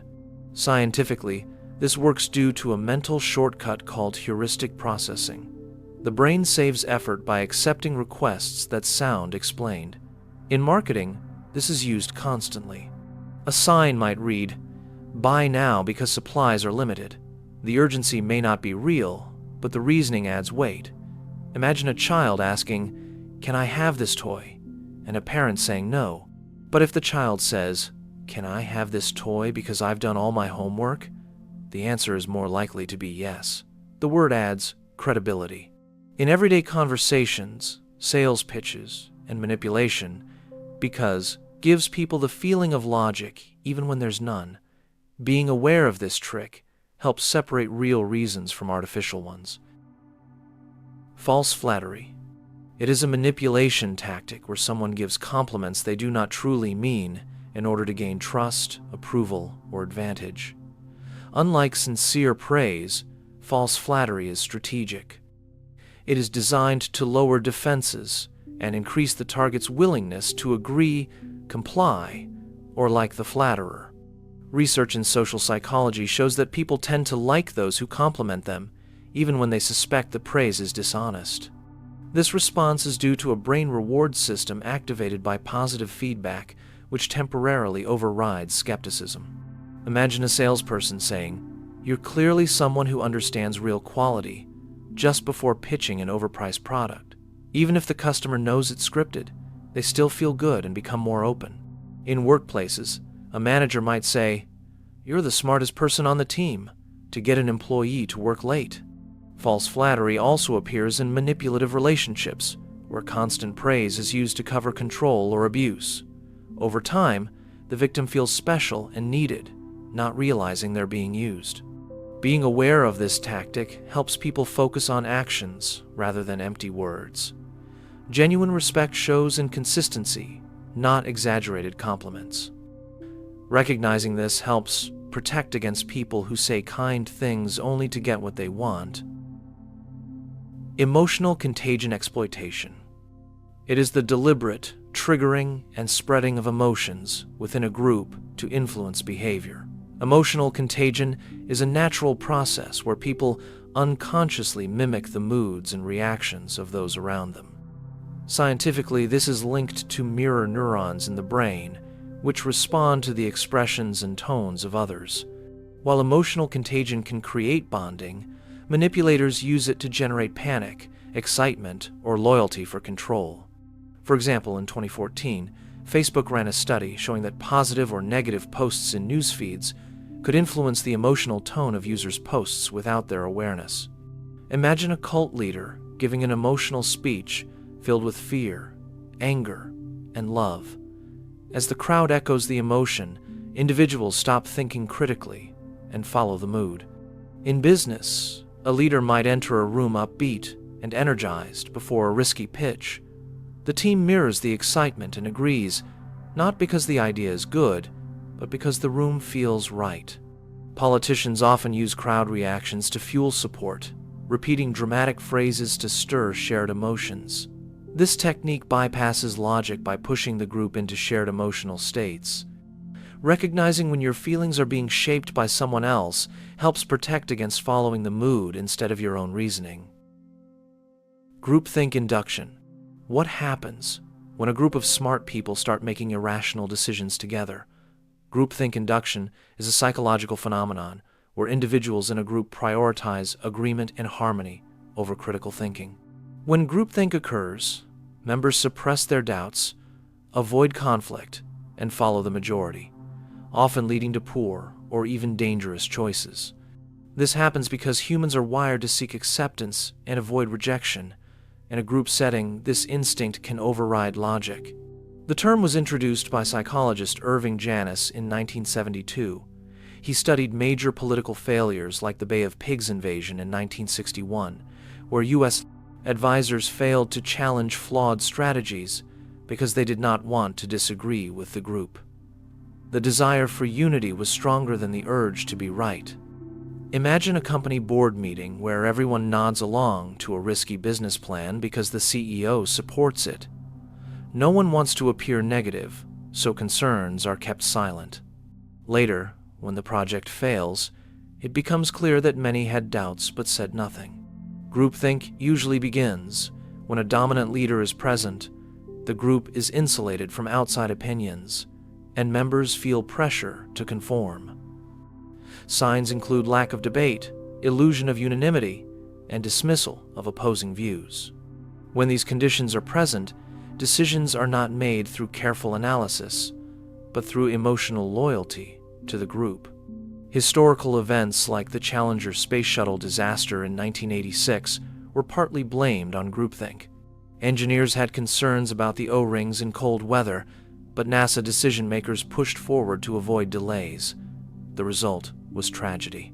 To prevent groupthink, teams must encourage dissent, assign a devil's advocate, and actively seek outside perspectives. Creating a culture where disagreement is respected leads to smarter, more resilient decisions. Awareness of groupthink helps individuals recognize when unity is being chosen at the cost of truth. Confirmation bias reinforcement. Why do people ignore evidence that contradicts their beliefs? Confirmation bias reinforcement is the process where individuals favor information that supports what they already believe and reject or downplay information that challenges those beliefs. It's one of the most common cognitive biases and affects how people form opinions, process news, and make decisions. This bias starts with the brain's tendency to seek patterns and avoid discomfort. Challenging a belief creates cognitive dissonance, a feeling of mental tension. To reduce this discomfort, people surround themselves with opinions that match their own. Over time, this becomes a mental loop where beliefs are constantly reinforced but rarely tested. Imagine someone who believes a certain diet is the healthiest. They search online and mostly click on articles that support that view. If they see scientific evidence that challenges their belief, they dismiss it as biased or flawed. As a result, their belief becomes stronger, not because it's true, but because they've filtered out anything that questions it. This effect is intensified by algorithms on social media and search engines, which show users content similar to what they already engage with. The more they click, the more confirmation they see, and the narrower their perspective becomes. In politics, confirmation bias drives division. People on both sides consume different media, interpret events differently, and believe the other side is misinformed. This makes dialogue difficult and polarization worse. To reduce confirmation bias, it helps to ask questions like, "What evidence would change my mind?" and actively seek out reliable sources that present different viewpoints. In science, peer review and replication help minimize bias. In personal life, being open to discomfort can lead to better understanding. Reinforced confirmation bias creates intellectual echo chambers. But once you see the loop, you can step out of it. Truth often begins where comfort ends. Power of playing dumb. Playing dumb is a deliberate strategy where a person pretends not to understand something they actually do. This is used to avoid responsibility, lower expectations, or secretly gain control of a situation. It may seem passive, but it is often a quiet method of psychological manipulation. By appearing unaware or incapable, the person removes pressure from themselves and shifts it onto others without resistance. This tactic is especially effective in environments where direct confrontation would be risky or socially discouraged. In interpersonal relationships, someone might pretend not to understand a boundary or rule, forcing the other person to either explain again or give in. In workplaces, an employee might act confused about a difficult task until someone else agrees to do it. Over time, this creates a power imbalance. The person who plays dumb appears harmless, but is actually shaping the dynamic to their benefit. In politics and media, public figures may use this tactic to avoid answering difficult questions. By acting confused or dismissive, they deflect accountability and avoid deeper scrutiny. This strategy relies on others underestimating them. When people assume incompetence, they often let their guard down. That's where control begins. Studies in communication psychology show that underplaying intelligence can increase likability and reduce social threat. In competitive settings, it can disarm opponents and gain trust. However, repeated use of this strategy can be damaging. It frustrates others, breeds resentment, and can slowly erode trust. The power of playing dumb is not in what is said, but in what is withheld. It creates silence, delay, and confusion, forcing others to act while the manipulator watches. Recognizing this tactic helps set firmer boundaries and avoid being silently controlled. Triangulation. Triangulation is a manipulation technique where one person controls the relationship between two others by creating conflict, comparison, or confusion. Instead of addressing issues directly, the manipulator involves a third party to influence the dynamics. This method is often used to gain power, avoid accountability, or maintain control in social, romantic, or professional settings. Imagine a boss who tells two employees different versions of the same story, making them doubt each other. Instead of questioning the boss, the employees start competing or arguing, keeping the attention off the real source of tension. The manipulator stands in the middle, appearing innocent or even helpful, while silently pulling the strings. In family systems, a parent may favor one child and blame the other, then switch roles. This creates confusion and emotional instability, making the children dependent on the parent for approval or truth. In romantic relationships, triangulation often shows up as jealousy games, where a partner flirts with others or constantly brings up exes to create insecurity and competition. Psychologically, triangulation triggers survival instincts. People want to restore balance, earn approval, or fix the confusion. This keeps them emotionally entangled and distracted from recognizing the manipulator's role. Understanding triangulation allows people to step back and ask, who is really setting the stage here? Healthy relationships rely on direct communication.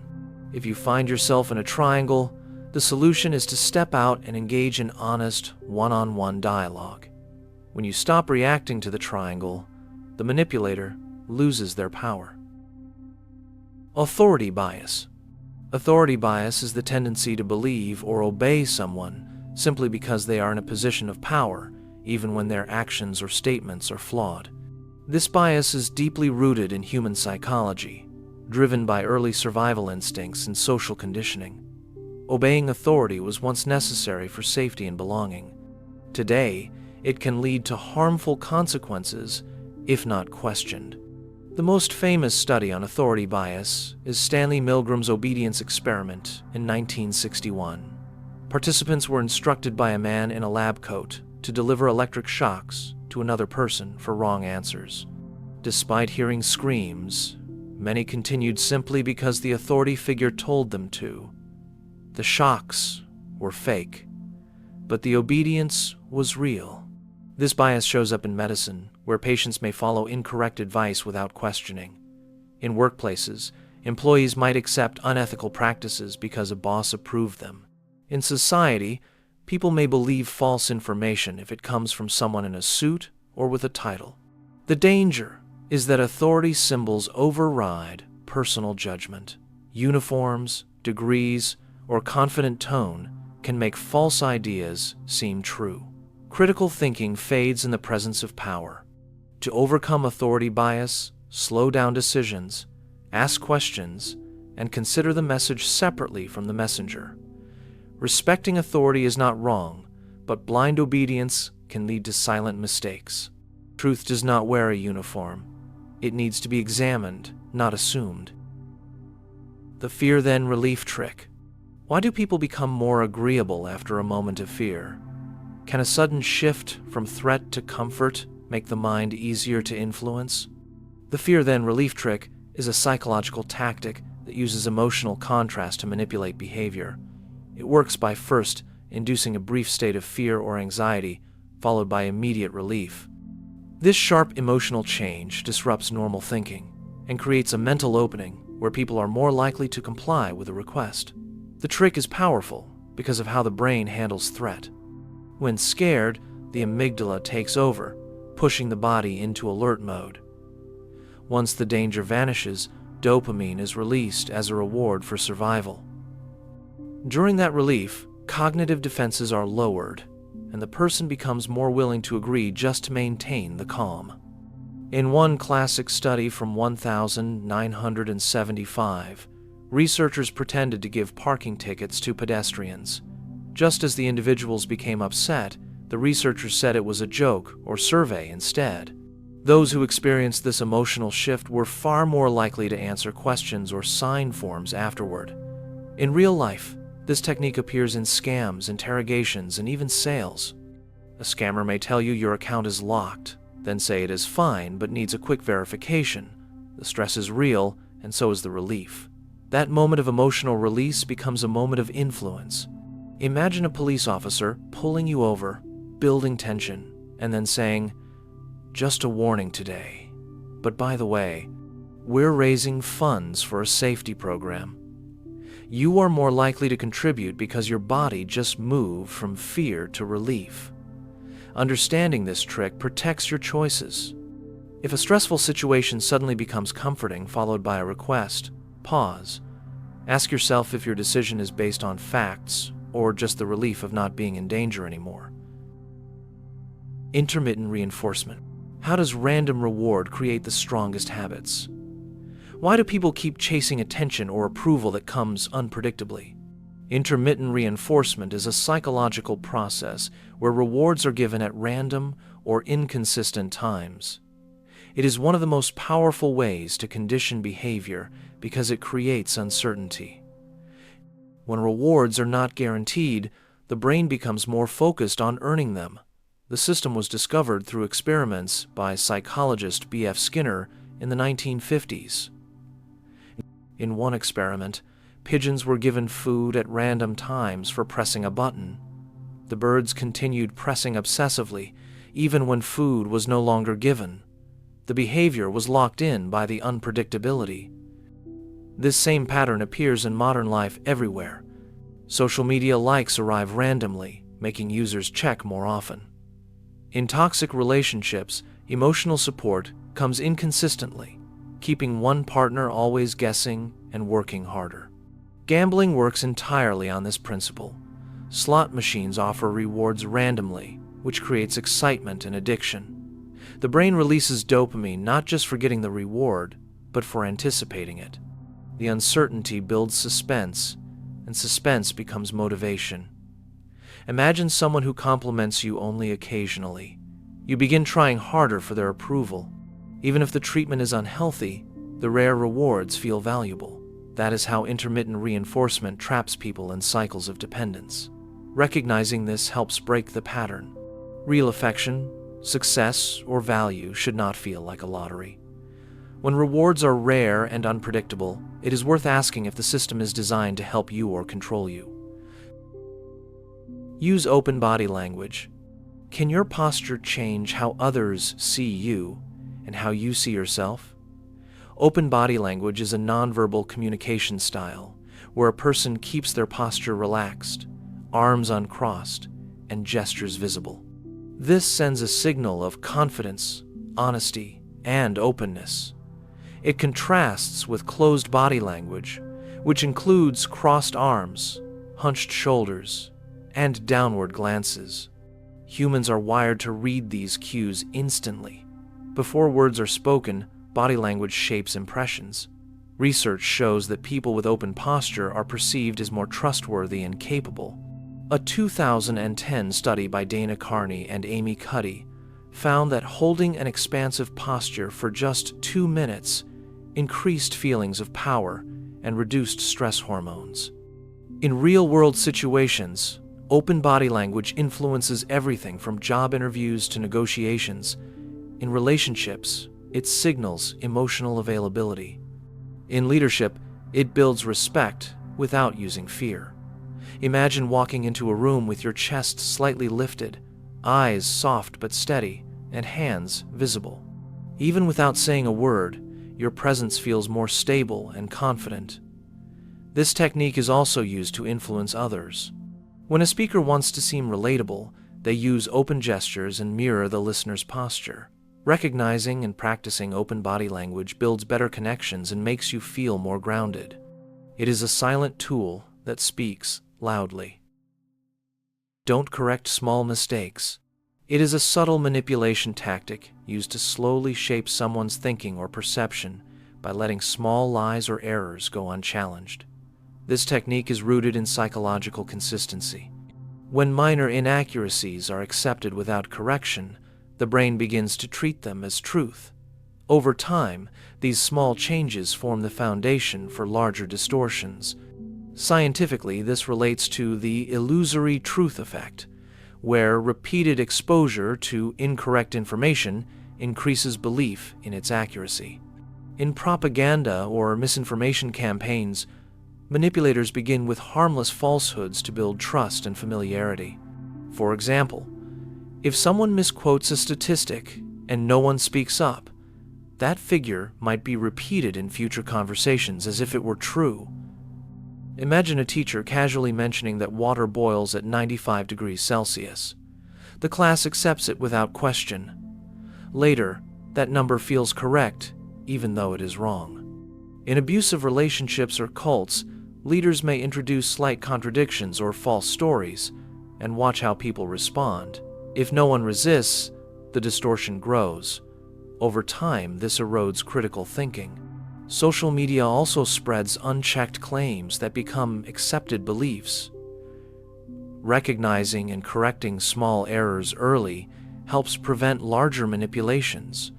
Accuracy is built step by step, and truth slips away just as quietly when ignored. The contrast principle.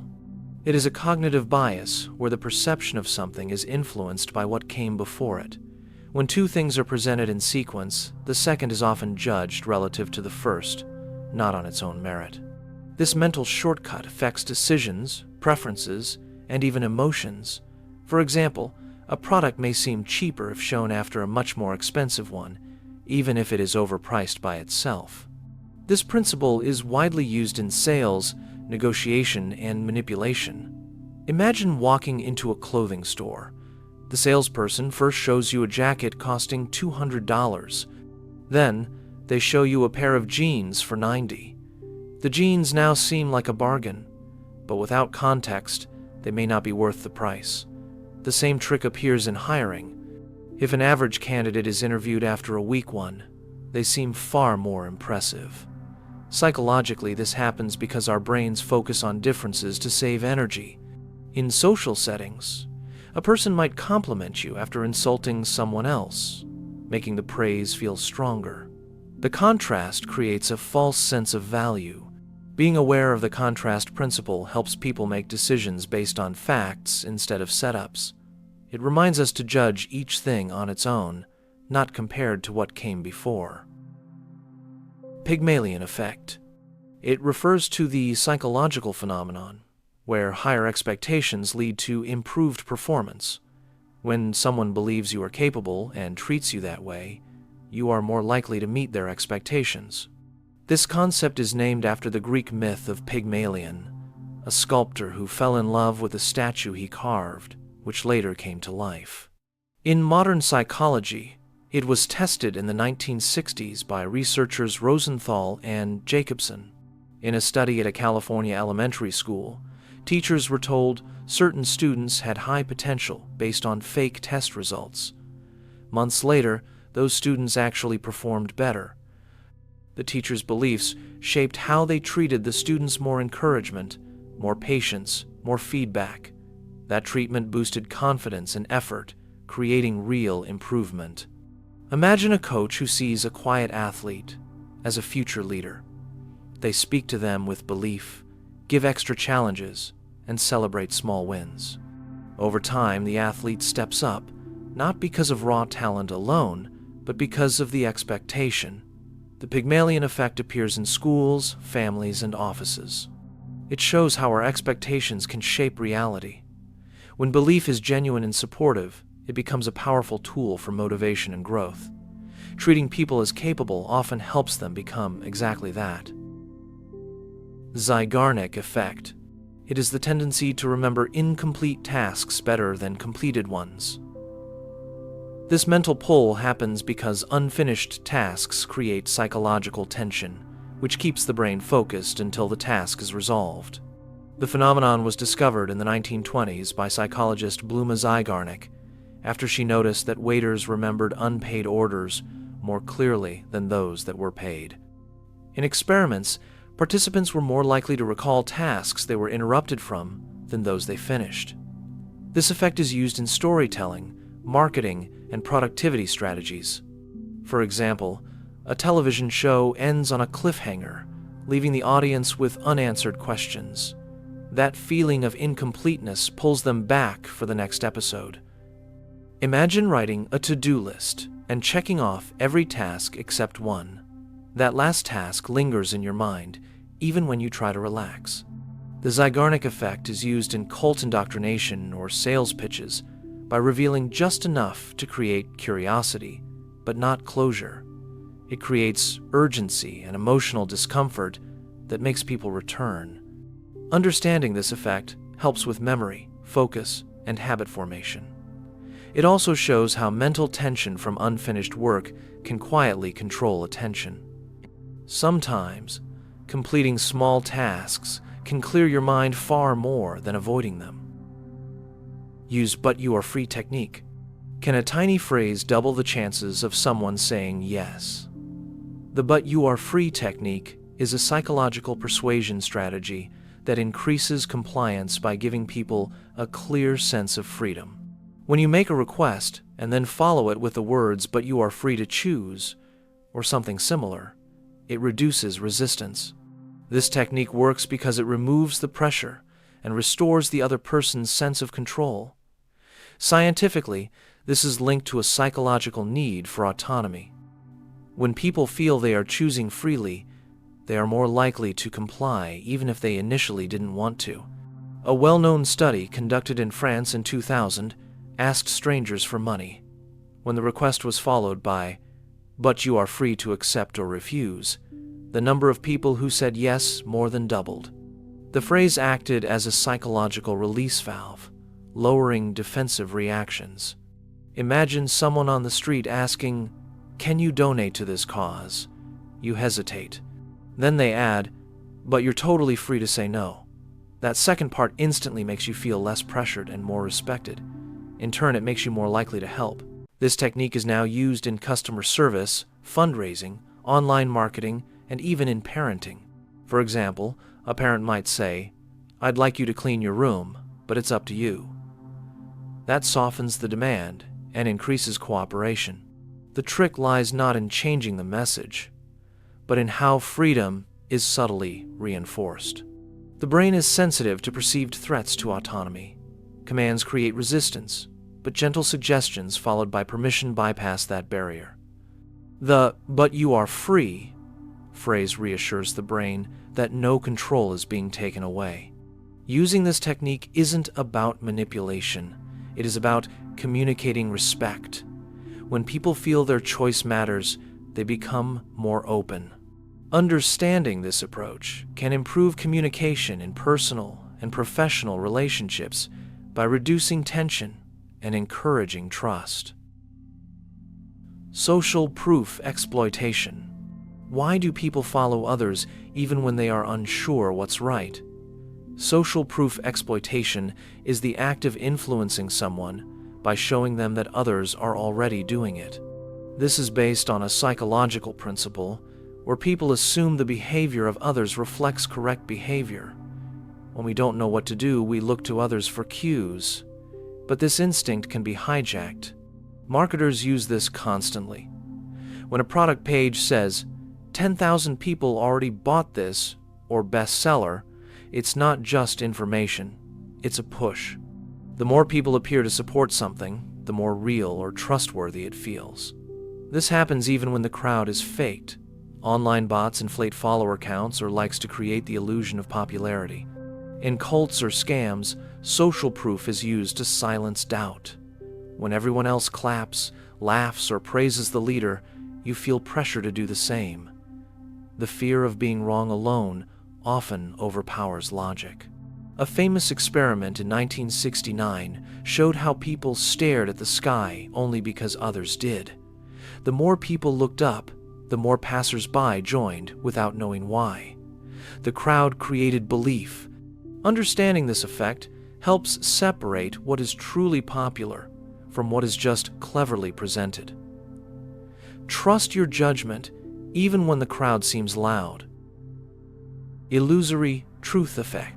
How many times must you hear a lie before it feels true? The illusory truth effect is a cognitive bias where repeated statements are more likely to be believed as true, even when they are false. The brain equates familiarity with truth. If something sounds familiar, it feels less risky and more believable. This bias is subtle but powerful, especially in media, politics, and advertising. In 1977, researchers discovered this effect by showing participants various statements. Some were true, some false. Over time, even false statements were rated as more believable just because they had been repeated. The content didn't change, the mind did. This happens because repetition improves processing fluency. The brain can understand repeated information faster and easier, and this fluency creates a false sense of truth. Imagine hearing, "Drinking 8 glasses of water a day is essential." You hear it often enough that it feels like science, but it's not based on strong evidence. Yet, the more you hear it, the less you question it. In modern times, this bias spreads through viral misinformation. Fake facts are repeated until they feel familiar. Algorithms push repeated content, reinforcing false beliefs. Recognizing the illusory truth effect protects against manipulation. Truth should come from evidence, not echo. Awareness is the first step to keeping your mind clear. Power of touch. Human touch has a powerful impact on emotional and psychological well-being. It is one of the first senses to develop in the womb and remains essential throughout life. Scientifically, touch activates pressure receptors in the skin that send signals to the brain, triggering the release of oxytocin, the hormone linked to bonding and trust.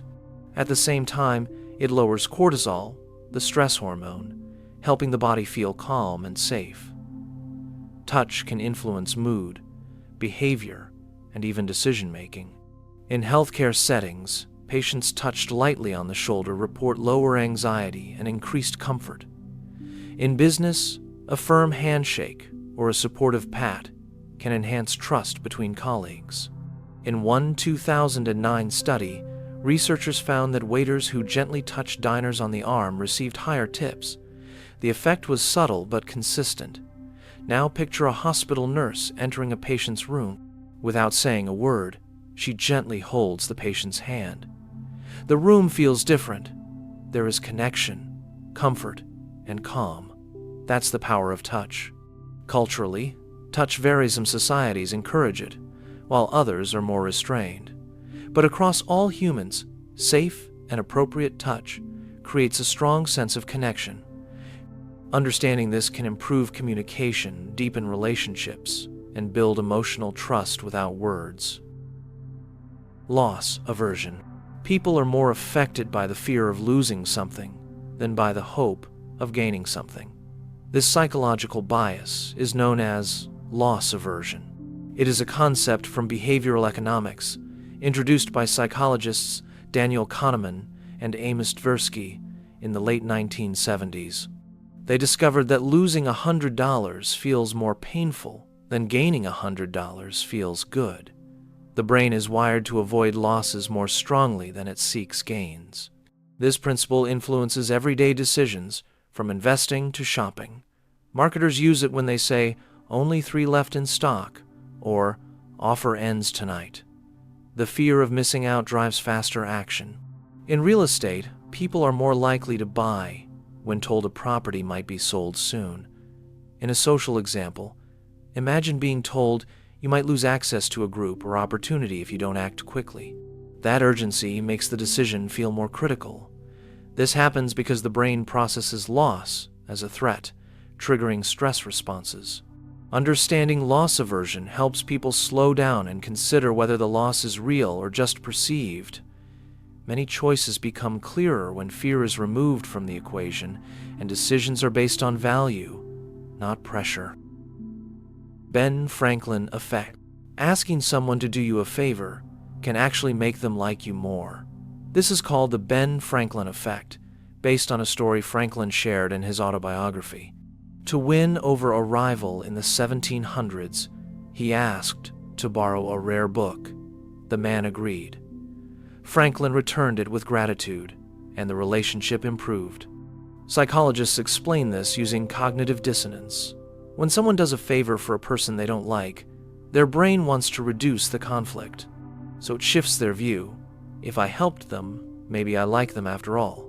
This effect has been tested in experiments. In 1969, researchers found that participants who returned money directly to an experimenter liked him more than those who returned it through a system. The personal favor increased liking. Now imagine someone you find difficult at work. You ask them for advice or help with a task. If they say yes, their attitude toward you may soften. This effect works in reverse too. Doing someone a favor can make you feel more positively toward them. The Ben Franklin effect shows that kindness, even when asked for, can build trust. It reminds us that relationships can improve through small, sincere requests. Give people a sense of control. It is a psychological technique used to influence behavior by offering people limited choices that still lead to the same outcome. The brain naturally seeks autonomy and resists being forced into action. But when individuals feel they are choosing freely, even within a narrow range, they become more cooperative and satisfied.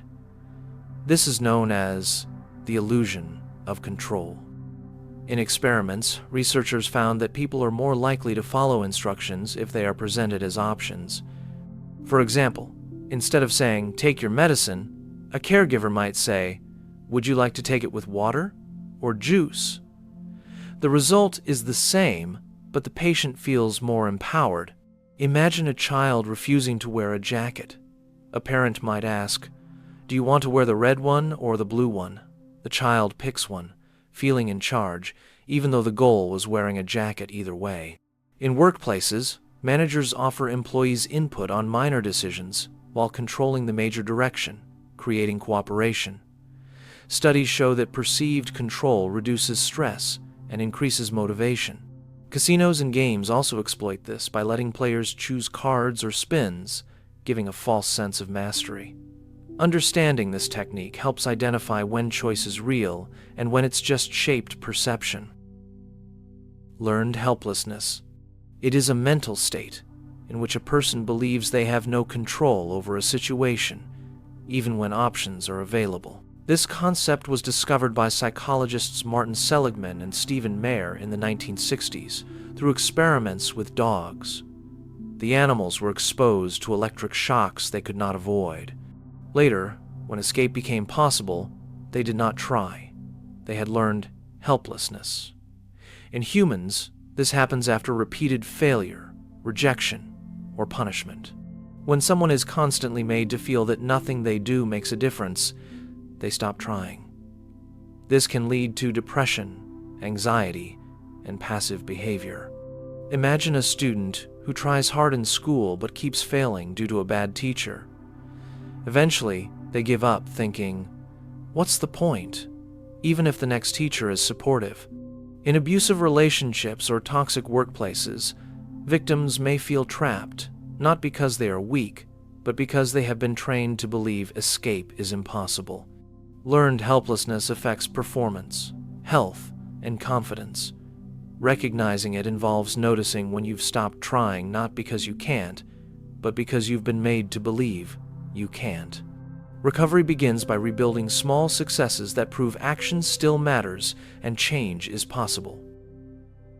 Make people feel needed.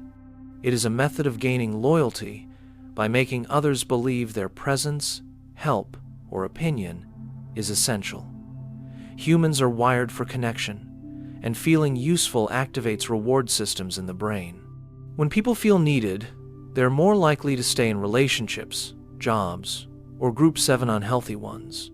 This technique is used in both supportive and manipulative ways. A healthy environment builds mutual dependence based on respect. A manipulative one exaggerates need to create guilt or attachment. Imagine a friend constantly saying, "I don't know what I'd do without you," even for small favors. Over time, you feel obligated to stay available. In cults or emotionally abusive dynamics, leaders make followers feel uniquely valuable, even irreplaceable. This binds them, making separation feel like abandonment. Marketing also uses this. Brands tell customers, "We can't do this without your support," appealing to a sense of contribution. Scientifically, this works by triggering oxytocin, the bonding hormone, and increasing emotional investment.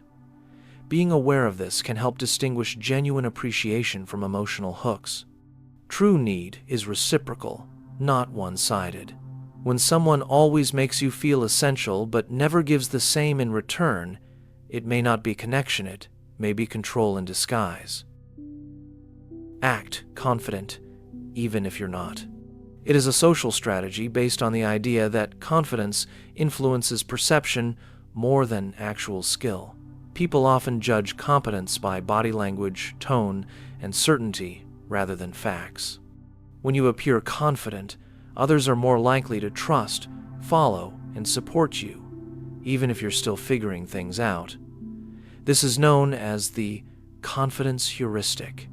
Research shows that confident speakers are rated more intelligent and persuasive, even when their arguments are flawed. In 2012, a study published in the Journal of Behavioral Decision-Making showed that overconfident people were more likely to be seen as leaders. Imagine 2 job applicants. One is well qualified but quiet.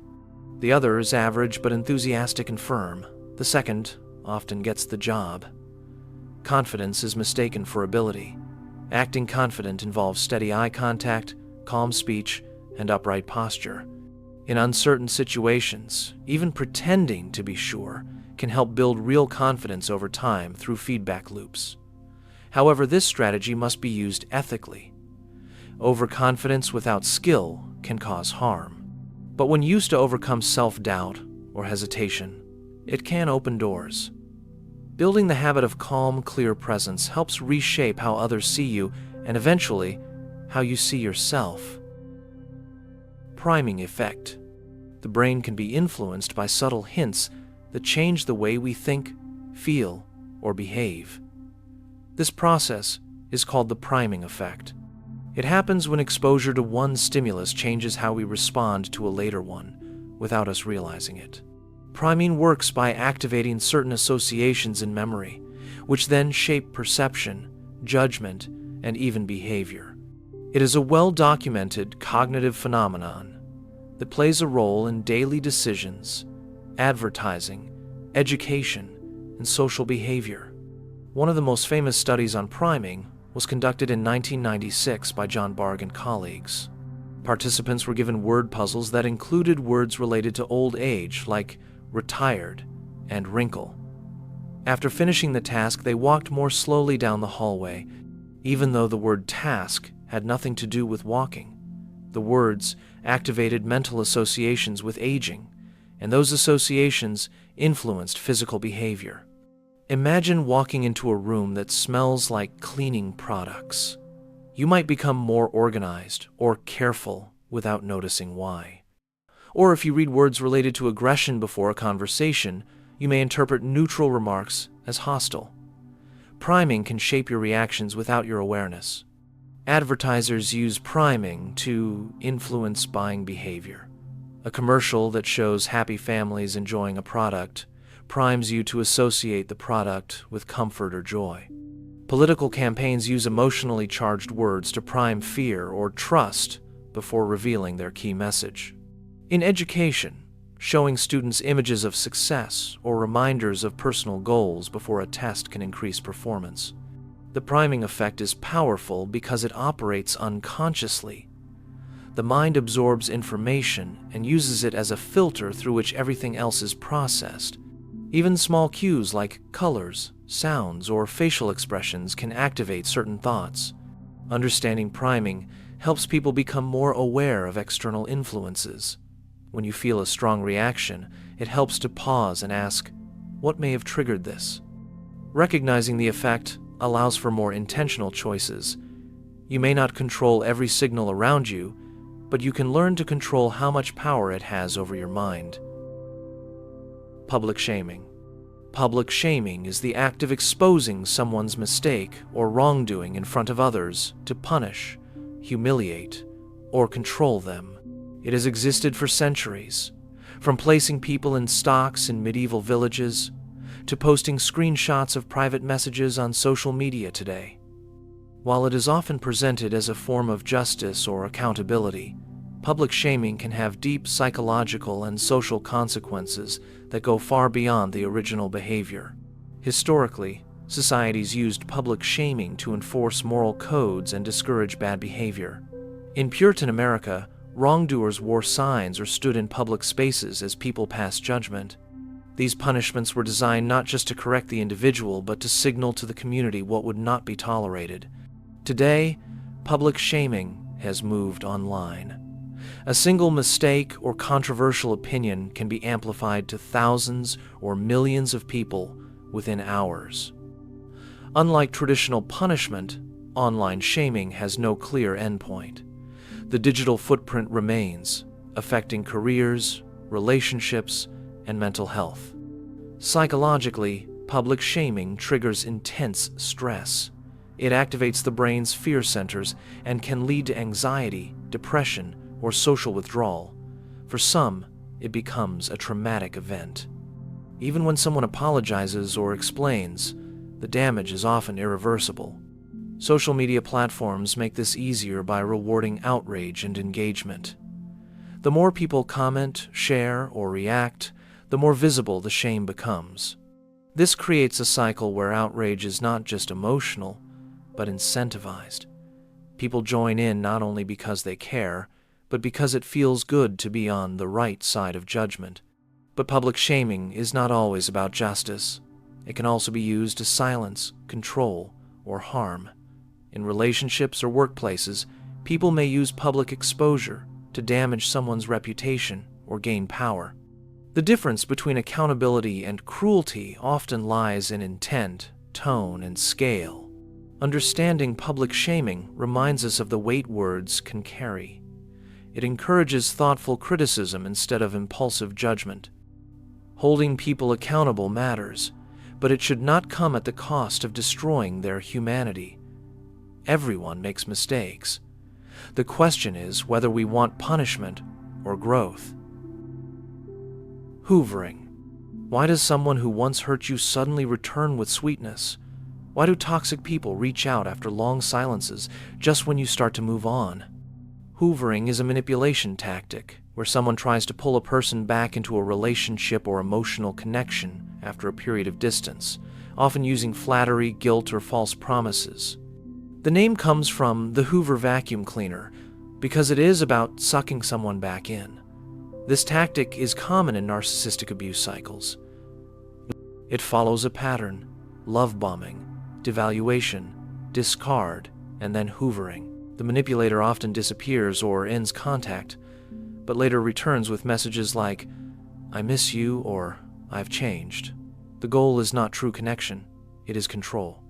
Scientifically, hoovering works because it targets emotional memory. The brain often holds on to the good moments, especially after time has passed. When the manipulator returns, the brain remembers the early charm, not the pain. Imagine a toxic ex-partner sending you a long message after months of silence. They say they've been thinking about you, that no one understands them like you do. Your heart remembers the nice parts and begins to doubt the bad ones. That's the trap. Hoovering also creates emotional confusion. The sudden kindness interrupts healing and reignites hope, which makes the victim easier to manipulate again. It can come through text, social media, gifts, or even using mutual friends to reach out. What makes hoovering dangerous is how it feels like reconciliation, but leads back to the same cycle. The brain craves comfort, and hoovering pretends to offer it. Recognizing this pattern is key to breaking it. Real change takes time and consistent action. If someone reappears only when they sense you pulling away, ask yourself if they want connection or control. Creating a sense of obligation. Can kindness be used as a trap? Why do people feel pressured to say yes after receiving something? Creating a sense of obligation is a psychological tactic where someone gives a favor, compliment, or gift with the hidden goal of getting something in return. It uses a social rule known as the reciprocity norm. This rule says that when someone does something for us, we feel a strong need to return the favor. Humans are wired for this. In early societies, sharing resources helped groups survive. But manipulators use this instinct against others. For example, a person might help you during a hard time, then later demand loyalty or favors in return, even if you never asked for the help. The original act of kindness becomes a form of control. A classic study in 1971 by sociologist Philip Koons involved sending Christmas cards to strangers. Nearly all of them responded with cards of their own. They felt obligated to reply, even without knowing the sender. Imagine someone offering you a ride, then later expecting you to support them in a conflict. The ride wasn't just help, it was a setup. This tactic is common in sales too. Free samples, compliments, or small gifts make customers feel like they owe a purchase. Understanding this tactic helps you separate genuine kindness from manipulation. True generosity expects nothing back. Exploiting the need for closure. Why do unresolved situations bother us so deeply? Why does the mind keep replaying things that didn't end properly? The need for closure is the psychological desire for clear answers and resolution. It helps the brain feel safe and in control. When closure is missing, the mind stays active, searching for meaning or an ending. This can cause stress, confusion, and emotional exhaustion. Manipulators exploit this need by leaving things open-ended on purpose. They avoid giving explanations, delay answers, or end things without warning. This keeps the other person mentally engaged, hoping for clarity. The brain struggles with uncertainty, so it loops through possible reasons, often blaming itself. In romantic relationships, a person might disappear without explanation, called ghosting. The sudden silence hurts more than a breakup with reasons. In cults or controlling environments, leaders give vague promises, never letting followers fully understand what comes next. This builds dependence. People stay longer just to get answers. Even media uses this. Cliffhangers in television shows or vague posts online are designed to keep attention by withholding closure. Recognizing this tactic allows us to break the loop. Closure doesn't always come from others. Sometimes it's a choice to stop seeking answers and accept that silence is also an answer. Mirror and matching. It is a communication technique where a person subtly copies the body language, tone, gestures, or speech patterns of another to build trust and rapport. This works because humans are naturally drawn to people who seem familiar or similar. When someone mirrors you, your brain often interprets it as a sign of connection, even if you don't consciously notice it. The effect is rooted in mirror neurons, special brain cells that respond both when we act and when we observe others performing the same action. These neurons play a major role in empathy and social bonding. Imagine sitting across from someone at a cafe. As you lean forward slightly, they lean in too. You rest your arm on the table, and moments later, they do the same. Without words, you start to feel more comfortable. This is mirror and matching at work. Salespeople, therapists, and negotiators use this method to lower resistance and increase likability. Scientifically, when two people's movements are in sync, it activates reward areas in the brain, reinforcing positive feelings. However, if done too obviously or mechanically, it can feel unnatural or manipulative. When used with care, it becomes a powerful tool to make interactions smoother, more personal, and emotionally aligned. Neuro-Linguistic Programming. It is a psychological framework developed in the 1970s by Richard Bandler and John Grinder to understand how language, behavior, and thought patterns influence human experience. It focuses on how people process information and how specific communication styles can influence beliefs, emotions, and actions. NLP is based on the idea that the structure of our thoughts can be modeled and altered to improve personal outcomes or persuade others. It includes techniques like anchoring, where an emotional response is linked to a physical gesture, and reframing, where the meaning of a situation is changed to alter how someone feels about it. For example, imagine someone who feels anxious every time they speak in public. Through NLP, they might learn to anchor confidence to a simple motion like touching their fingers together. Over time, that physical action helps recall the emotional state. In sales or therapy, practitioners might match a person's speech patterns or eye movements to build unconscious rapport. While scientific support for NLP's claims is mixed and sometimes criticized, many people report practical success with its tools.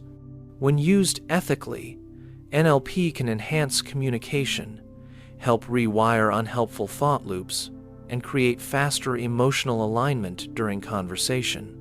Like any method, it depends on the skill and intent behind its use. Doublethink. It is the ability to hold two contradictory beliefs at the same time and accept both as true. This concept was introduced by George Orwell in his novel 1984 as a form of controlled mental manipulation used by totalitarian regimes. It allows a person to believe something while also knowing it is false, and to forget the contradiction the moment it becomes inconvenient. Doublethink creates mental confusion and breaks the link between truth and memory. In psychological terms, it exploits cognitive dissonance, the mental discomfort we feel when our beliefs conflict. But instead of resolving the dissonance, doublethink accepts it. Imagine a citizen who believes the government always tells the truth, yet also knows that past statements have been proven false. Still, they accept both thoughts without protest. This mental split prevents resistance. In modern life, doublethink appears in advertising, politics, and even personal relationships. People may believe they are free while following every rule, or that they are being honest while hiding key facts. The power of doublethink is in its ability to make lies feel normal and logical. Recognizing it requires awareness and critical thinking. When beliefs contradict, and both are accepted without question, it may be a sign that doublethink has quietly taken root. Brainwashing. How can someone's entire belief system be replaced without force? Brainwashing is a form of psychological manipulation where an individual's existing thoughts, beliefs, and behaviors are systematically broken down and replaced with new ones. This process happens through isolation, repetition, emotional pressure, and control over information. It is often used in cults, totalitarian regimes, and extreme ideological environments to take away independent thought and replace it with obedience. The term became widely known during the Korean War, when American prisoners of war were subjected to intense psychological conditioning by their captors. Many returned with altered worldviews, and the process was described as brainwashing, a translation of the Chinese term XNO, which means cleaning the brain. Scientifically, brainwashing exploits the brain's adaptability. Under extreme stress or constant exposure to one-sided information, the brain rewires itself. If someone is told the same thing repeatedly in an emotionally intense environment, their resistance weakens. Over time, they begin to internalize what was once foreign or rejected. Imagine a person isolated from friends and family, repeatedly told they are worthless without the group, and only accepted when they follow strict rules. Rewards are given when they conform, and punishment follows when they question. Slowly, their old identity fades, and a new one forms. This tactic appears in more than just cults. It can happen in abusive relationships, where one partner isolates the other, controls what they hear or believe, and rewrites reality. It also appears in radical movements, where a constant flow of ideology replaces personal doubt with group certainty. Brainwashing is not magic. It is a calculated method of emotional control. The key steps include breaking down a person's sense of self, introducing a new belief system, and reinforcing it through fear, love, or repetition. Once the person begins to repeat the new beliefs themselves, the change becomes internal. Understanding brainwashing helps protect against subtle versions of the same process. The ability to think independently, question information, and maintain emotional boundaries is the best defense. Once awareness is lost, control becomes invisible. Paraphrasing. Why does restating something in your own words help you understand it better? Paraphrasing is the act of expressing the same idea using different words, often to clarify meaning, show understanding, or communicate more effectively. It is widely used in education, therapy, and communication to improve connection and reduce confusion. When you paraphrase, you do not just repeat words. You absorb the message, then reshape it in a way that makes sense to you or to others. This process strengthens memory and learning by forcing your brain to engage with the material instead of passively hearing it. In therapy or conflict resolution, paraphrasing helps build trust. For example, if someone says, "I feel like no one listens to me," and you reply, "It sounds like you feel ignored or unheard," you show that you are not just hearing but understanding. That small shift can lower defensiveness and open dialogue. Teachers use paraphrasing to help students process complex ideas. By asking a student to explain a lesson in their own words, they encourage deeper thinking. In writing, paraphrasing helps avoid plagiarism while still using outside sources. In negotiation, it can make the other person feel heard without immediately agreeing or disagreeing. Cognitively, paraphrasing works because it taps into the brain's language centers and memory systems. It requires both decoding and encoding, meaning you must understand and recreate meaning simultaneously. This mental effort improves retention and reduces miscommunication. However, good paraphrasing keeps the original meaning intact. It is not about changing facts, but about expressing them more clearly or personally. Poor paraphrasing can distort the message, so it requires active attention. Understanding paraphrasing improves both how you learn and how you connect. It makes conversations deeper, learning stronger, and conflict softer. Whether in everyday talk or deep analysis, this simple skill helps bridge the gap between what is said and what is truly understood. Use someone's name. Using someone's name in conversation creates a strong psychological impact. It signals attention, respect, and personal connection. When people hear their name, it activates specific areas in the brain related to self-identity and alertness. This effect is so powerful that even in noisy environments, hearing your name can immediately grab your attention. This is known as the cocktail party effect. In social psychology, using names is considered a subtle but effective influence technique. It builds rapport and increases trust. For example, in customer service or sales, Addressing someone by name can make them more receptive and cooperative. It shows that the speaker sees the other as an individual, not just a number. Imagine walking into a store and the staff says, "Welcome back, Priya." That single moment changes the tone of the interaction. You feel noticed and valued. The use of your name breaks the barrier between stranger and familiarity. However, using someone's name too often or in a forced way can feel manipulative. The key is balance and timing. In relationships, it helps emphasize sincerity. In leadership, it reinforces connection. In persuasion, it lowers resistance. Understanding how names affect attention and emotion helps improve communication in everyday life. It's simple, but it works deeply. Time constraints. Time constraints are persuasive techniques where urgency is created to influence decisions quickly. When people believe they have limited time to act, they become more likely to agree, buy, or comply. This response comes from the brain's natural reaction to scarcity and opportunity. When something seems limited, it feels more valuable. Marketing campaigns often use time constraints to boost sales. For example, limited time offers, countdown timers, or flash sales push customers to act fast. The logic becomes emotional. Instead of carefully thinking it through, the fear of missing out drives behavior. In behavioral economics, this is tied to loss aversion. The pain of losing an opportunity often feels stronger than the pleasure of gaining something. That imbalance pushes urgency. Even in personal conversations, someone might say, "I need an answer by tonight." The artificial time frame adds pressure. Whether or not the deadline is real, the effect is psychological. Time constraints reduce mental resistance by shifting attention from long-term analysis to immediate action.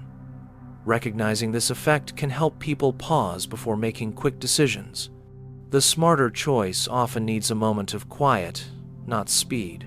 Urgency isn't always manipulation, but when it's designed, it should be noticed. Planned vulnerability. Planned vulnerability is a strategy where someone shares a personal weakness, mistake, or emotional truth to build trust or lower another person's guard.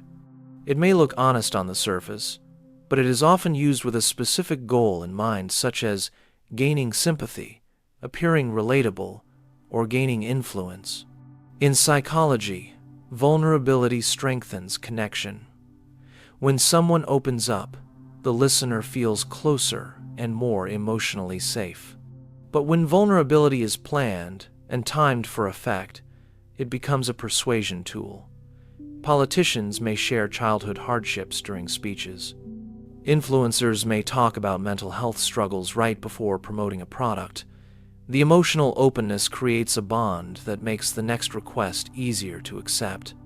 Imagine someone saying, "I've made so many mistakes, but I'm just trying to be better." Moments later, they ask for your support or approval. The first part softens the emotional space. The second part enters it with a purpose. Planned vulnerability works because humans naturally respond to emotional honesty, but when it's used strategically, it can lead to manipulation. Understanding the difference helps people stay connected without losing clarity. Real vulnerability invites closeness. Manufactured vulnerability steers the direction of the closeness. Creating a sense of urgency. What makes someone rush into a decision they normally would question? Why does urgency make logic take a back seat? Creating a sense of urgency is a psychological tactic that speeds up decision-making by making people believe time is limited. This pressure triggers the brain's fear of missing out, often overriding thoughtful analysis. Scientifically, urgency activates the amygdala, part of the brain responsible for processing fear and survival. When time feels scarce, the brain switches into fast-thinking mode, prioritizing speed over accuracy. Marketers, scammers, and even leaders use this principle to drive behavior. Limited offer, only 2 left, or ends in 5 minutes are examples of urgency language designed to bypass rational evaluation. In a 2012 study, researchers found that shoppers were more likely to buy items marked limited stock, even if the product had poor reviews. The emotional pull of scarcity made the flaws less important. Imagine browsing an online store. You see a countdown clock and a pop-up saying, "Someone just bought this." You weren't planning to buy, but now it feels like you must decide quickly. That is urgency, and it works. Recognizing this tactic can help you slow down. If something is truly valuable, it will still be worth it after you've had time to think. The Endowment Effect. Why do people value things more just because they own them? The Endowment Effect is a cognitive bias where individuals place a higher value on objects they own compared to identical items they do not. This effect occurs because ownership increases emotional attachment, making the item feel more important or valuable. The concept was first tested in 1990 by economists Daniel Kahneman, Jack Netsch, and Richard Thaler. In their experiment, participants given a mug were asked to sell it. They demanded a much higher price than others were willing to pay, even though the mugs were identical. The simple act of possession raised the item's perceived worth. This bias shows up in everyday life. People overprice used belongings on online marketplaces, refuse to sell old clothes they never wear, or resist trading something they once fought hard to get. Imagine being offered a better phone than your current one, but you hesitate because you've had this one for years. That's the endowment effect in action. This bias also affects decisions in relationships, homes, and careers. Recognizing it helps you question if your attachment is based on actual value or just the feeling of ownership. Sometimes, letting go makes room for better things, even if it feels uncomfortable at first. Micro-manipulation.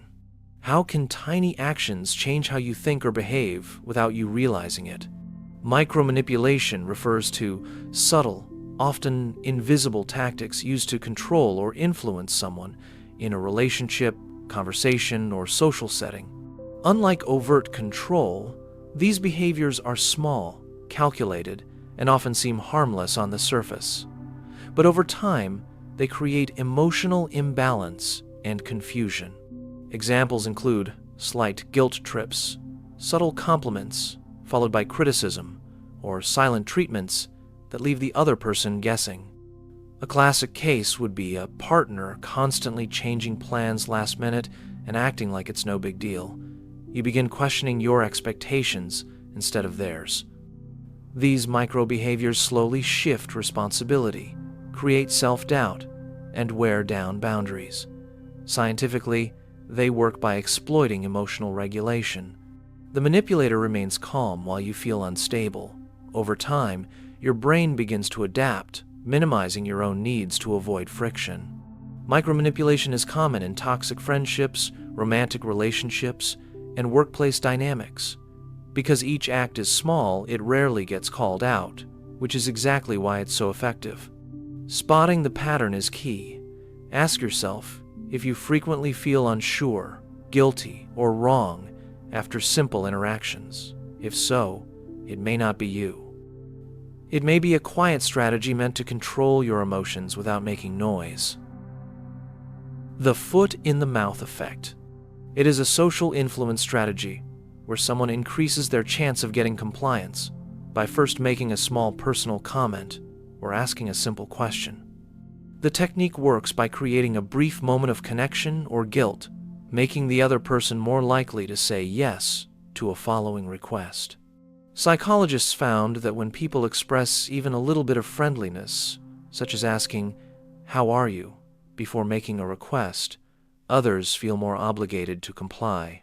This effect is similar to the foot in the door technique, but relies more on emotional priming. Imagine a stranger approaches you on the street and says, "Nice day, isn't it? How are you doing?" before asking you to fill out a survey. Because they've made the interaction feel personal and polite, you're more likely to agree, even if you normally wouldn't. The brief exchange makes saying no feel slightly rude. Scientifically, this technique uses our need to stay consistent with our social behavior. If we respond kindly, we are more likely to follow that mood with cooperative actions. This tactic is used in marketing, street fundraising, and even customer service calls. Being aware of this effect helps us pause, and evaluate what we're agreeing to and why. The placebo effect. It is a psychological and physiological phenomenon where a person experiences real improvement in their symptoms after receiving a treatment that has no active ingredients. The effect works because the brain believes the treatment will help, which triggers actual chemical changes in the body. Studies have shown that people who take sugar pills labeled as medication often report pain relief, better sleep, or reduced anxiety simply because they expect it. In a 1,955 study, anesthesiologist Henry Beecher found that up to 35% of patients experienced relief from placebos. Imagine someone is given a fake sleep pill. Because they trust the doctor and expect rest, their body relaxes and they fall asleep more easily. This response involves the brain's release of endorphins and dopamine, which influence mood and pain. The placebo effect has been seen in surgeries, depression treatment, and even athletic performance. However, it also shows the brain's role in healing, not just medicine. Doctors now use this understanding in ethical ways, such as enhancing confidence in actual treatments. But it also warns that belief can blur the line between real improvement and psychological suggestion.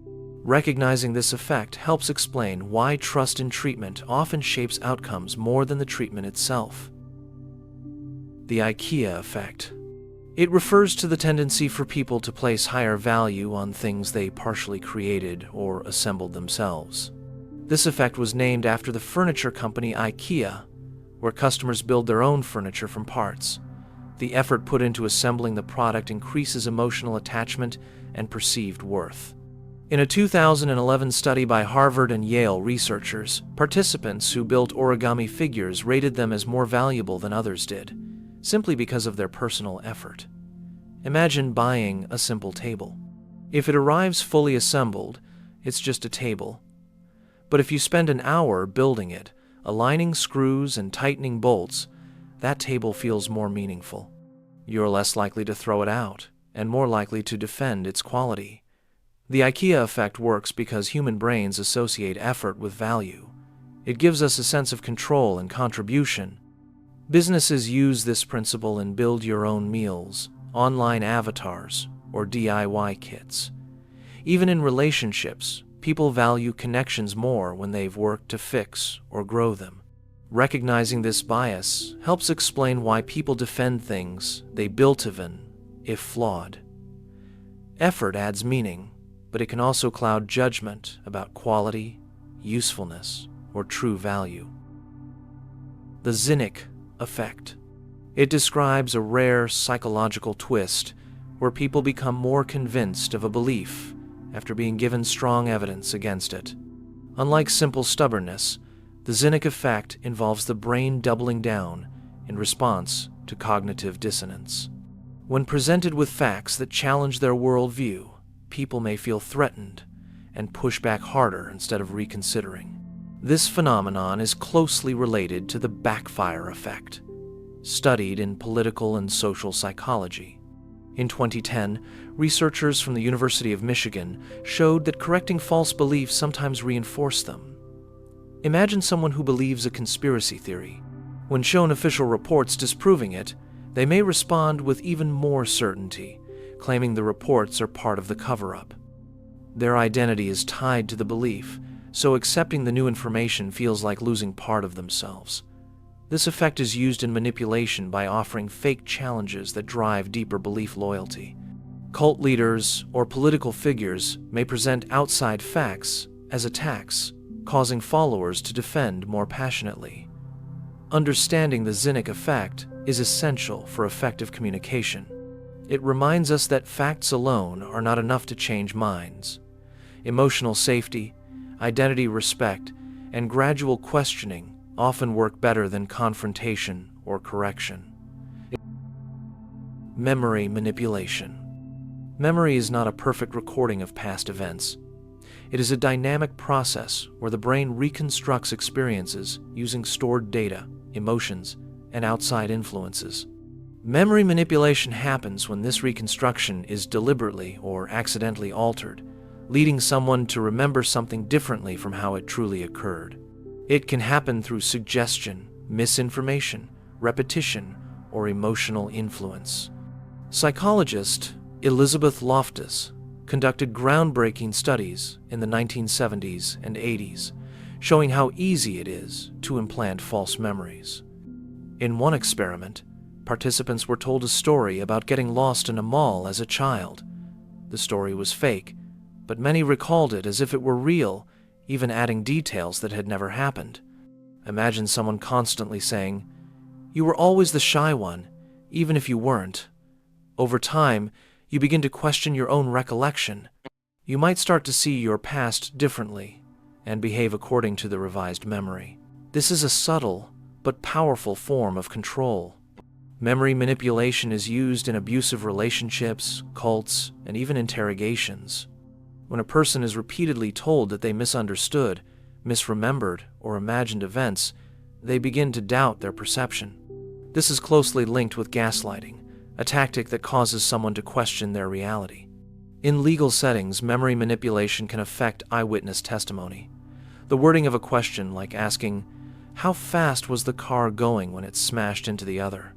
instead of "hit," can lead people to overestimate speed and even remember broken glass that wasn't there. Media, repetition, and emotional storytelling also shape memories. A story repeated enough times, especially in a trusted environment, becomes familiar. Familiarity creates comfort, and comfort can be mistaken for truth. Memory is flexible, and that flexibility can be dangerous when used without awareness.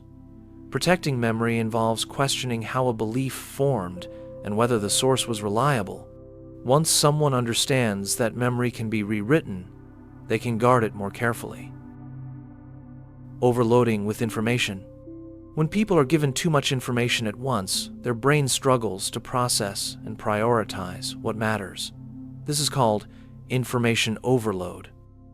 It reduces decision-making quality, increases confusion, and can be used to hide important facts in plain sight. The brain has a limited capacity for attention and working memory. When overwhelmed, it defaults to shortcuts, emotional responses, or complete disengagement. In marketing, a website filled with options may confuse customers so much that they leave without buying. In politics or media, flooding the audience with endless stories, statistics, or conflicting narratives can prevent clear understanding. The noise becomes a shield for manipulation. Picture receiving a long email filled with complicated terms, endless bullet points, and multiple links. You skim through it, miss key points, and feel mentally drained. The real message might be hidden among the clutter. The overload has blocked your ability to evaluate clearly. Scientifically, this is supported by cognitive load theory. When too much new information enters working memory, older data gets pushed out, and decision fatigue sets in. People often pick the simplest or most familiar choice and not the best one. This technique can be weaponized. A manipulator might overwhelm someone in an argument with fast facts, irrelevant details, or rapid topic changes. The victim, unable to respond fast enough, ends up agreeing just to stop the pressure. Understanding this helps people slow down. When information comes too fast or in bulk, pause, filter, and ask what actually matters. Clarity comes not from knowing more, but from knowing what to ignore. Emotional flooding. It is a psychological state where a person becomes overwhelmed by intense emotions, making it difficult to think clearly or respond calmly. This happens when the brain's emotional center, especially the amygdala, takes control over logical thinking. The heart rate rises, breathing becomes shallow, and the ability to process information slows down. Emotional flooding often occurs during arguments, traumatic experiences, or high-stress moments. It can be triggered by anger, fear, shame, or even sudden sadness. Once the body enters this state, the nervous system shifts into fight, flight, or freeze mode. In this state, people might shout, shut down, or say things they later regret not because they intend to, but because their brain is reacting to perceived emotional danger. For example, imagine someone being accused unfairly in front of a crowd. Their chest tightens, their mind blanks, and they feel trapped. They cannot respond clearly even if they want to. That is emotional flooding.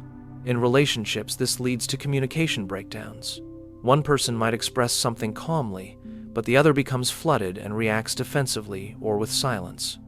Over time, this can damage trust. Research from Dr. John Gottman shows that flooded individuals need at least 20 minutes to physically calm down and regain clear thinking. Without this pause, the cycle continues. Emotional flooding is also used in manipulation. Abusers, or interrogators, might intentionally trigger emotional overload to break down resistance. The flooded brain seeks escape, making it easier to influence. Understanding this response helps people protect themselves.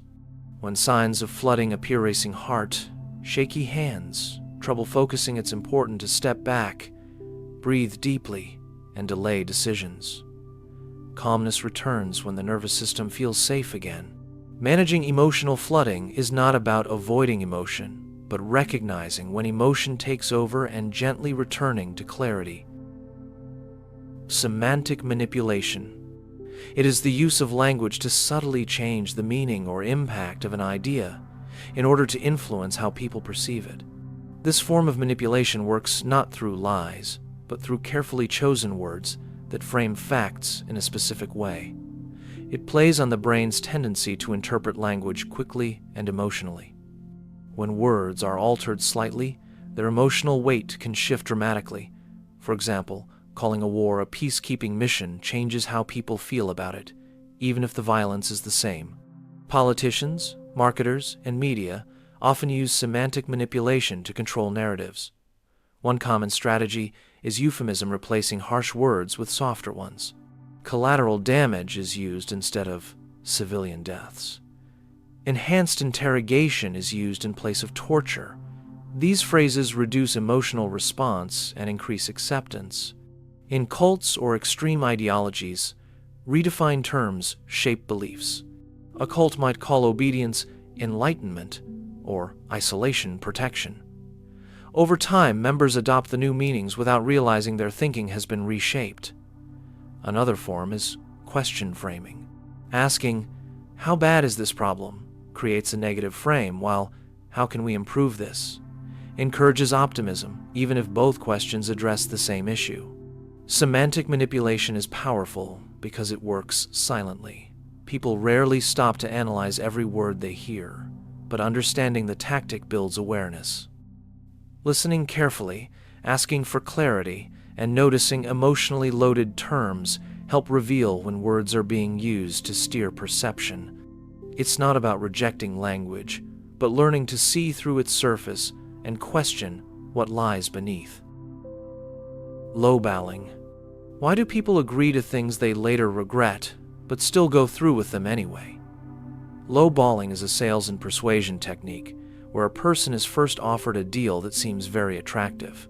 Once they agree, the terms are quietly changed to be less favorable.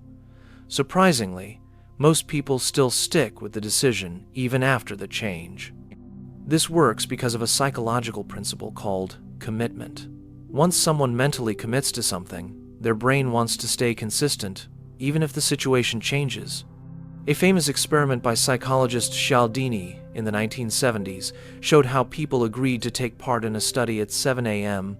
only after agreeing to participate first without knowing the time. When the early hour was revealed later, most still showed up. Imagine a car dealership. A salesperson tells a customer the car will cost a discounted amount. The buyer agrees. But later, the dealer says the price was incorrect, or an extra fee applies. At this point, the buyer has imagined themselves owning the car, and instead of walking away, they pay the higher price. This method is also used in gyms, mobile plans, and even relationships, where the initial offer changes slowly. Recognizing lowballing helps people pause and reevaluate before finalizing a choice that's subtly shifted. Labeling effect. Can a few words change how someone sees themselves and behaves? The labeling effect is a psychological phenomenon where assigning a label to a person influences their future behavior, often leading them to act in ways that match the label. This is based on the theory of self-fulfilling prophecy. People internalize labels good or bad and adjust their actions to stay consistent with that identity. In a 1,975 study, researchers told a group of voters they were more likely to vote because they seemed like responsible citizens. Compared to those who got no label, the labeled group showed a significantly higher turnout. Imagine a teacher calling a student a natural leader. Even if the student hadn't shown those traits before, they begin participating more confidently. Similarly, calling someone trouble or lazy can make them act out those traits as a reaction to being misunderstood. The brain wants to stay coherent with the image others reflect. Politicians, advertisers, and cults use this effect to mold behavior by assigning roles like hero, patriot, or chosen. Understanding this effect helps avoid manipulation and also shows the power of encouragement. Labels shape identity more than we realize, so choosing words carefully can support healthier behavior and protect others' self-image. Reframing identity. How do people break free from labels and rewrite their story? Reframing identity is the process of changing the way you see yourself in order to change how you behave. Instead of focusing on past failures or negative roles, reframing shifts attention to what you can become. It's based on cognitive restructuring, a technique in psychology that helps reshape limiting beliefs. The brain builds identity from repeated stories we tell ourselves. If someone says, "I'm just not a people person," they might avoid social situations. But if they begin to think, "I'm learning to enjoy conversation," their actions slowly change. Imagine someone who always believed they were bad at school. Later, as an adult, they return to study and begin to succeed.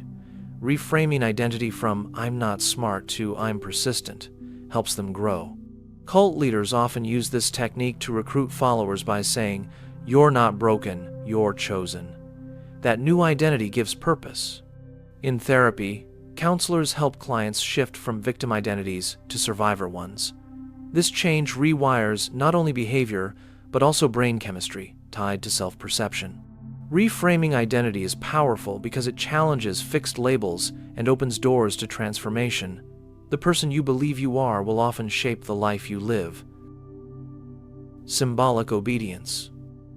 Symbolic obedience is when people follow rules, rituals, or authority figures not because they believe in them deeply, but because those actions signal loyalty or belonging. The behavior becomes more about appearance than belief.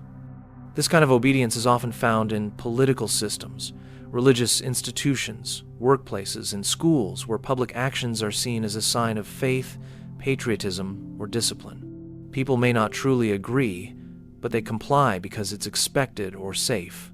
For example, in authoritarian regimes, citizens may chant slogans, salute symbols, or attend mandatory events not out of conviction, but to avoid punishment or suspicion. These acts send a message: I am loyal. Even in democratic settings, people may wear flags, follow trends, or share messages online simply to align with their group and avoid social friction. A powerful historical example is during the Cultural Revolution in China. Citizens carried the Little Red Book and quoted Mao Zedong in public to prove loyalty. Many did not fully understand or agree with the ideas, but symbolic obedience protected them from being seen as enemies. This type of obedience works because humans are social creatures who fear isolation. Symbols become shortcuts. Instead of showing deep thought or personal belief, one visible act communicates identity. In workplaces, someone might attend every meeting and echo leadership opinions just to maintain status. In classrooms, Students may give the answer a teacher prefers rather than what they truly believe. Symbolic obedience can become dangerous when it replaces critical thinking. When people follow rules or perform rituals only to avoid consequence, systems appear stable on the surface but are hollow inside. Real change or honest dialogue becomes impossible. Understanding symbolic obedience allows individuals to ask, "Am I doing this because I believe it or because I'm expected to?" Awareness is the first step toward authentic action and healthier systems. The primacy and recency effect. The primacy and recency effect refers to how the human brain remembers information.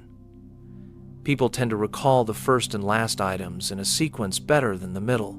This pattern plays a major role in communication, memory, learning, and persuasion. Primacy is the tendency to remember the first item. It happens because the brain stores early information into long-term memory more easily. Recency is the tendency to remember the last item. That's because recent information stays in short-term memory. Imagine watching a debate. The opening speaker might grab your attention and shape your opinion early. Then, the closing speaker might leave the strongest impression. What happened in the middle may fade. This is why advertisers place key messages at the beginning and end of videos, or why speeches are crafted to open and close with emotional weight. In psychology, this pattern was first studied in the 1960s during memory experiments involving word lists. Even when lists were long, people remembered the beginning and end much better than the center. Understanding this effect can help you learn better. When studying, break sessions into chunks and pay attention to how you start and finish. In conversations or presentations, plan your first and last words carefully. They will carry the most weight in the listener's mind. The primacy and recency effect reminds us that timing matters. It is not just what you say, but when you say it.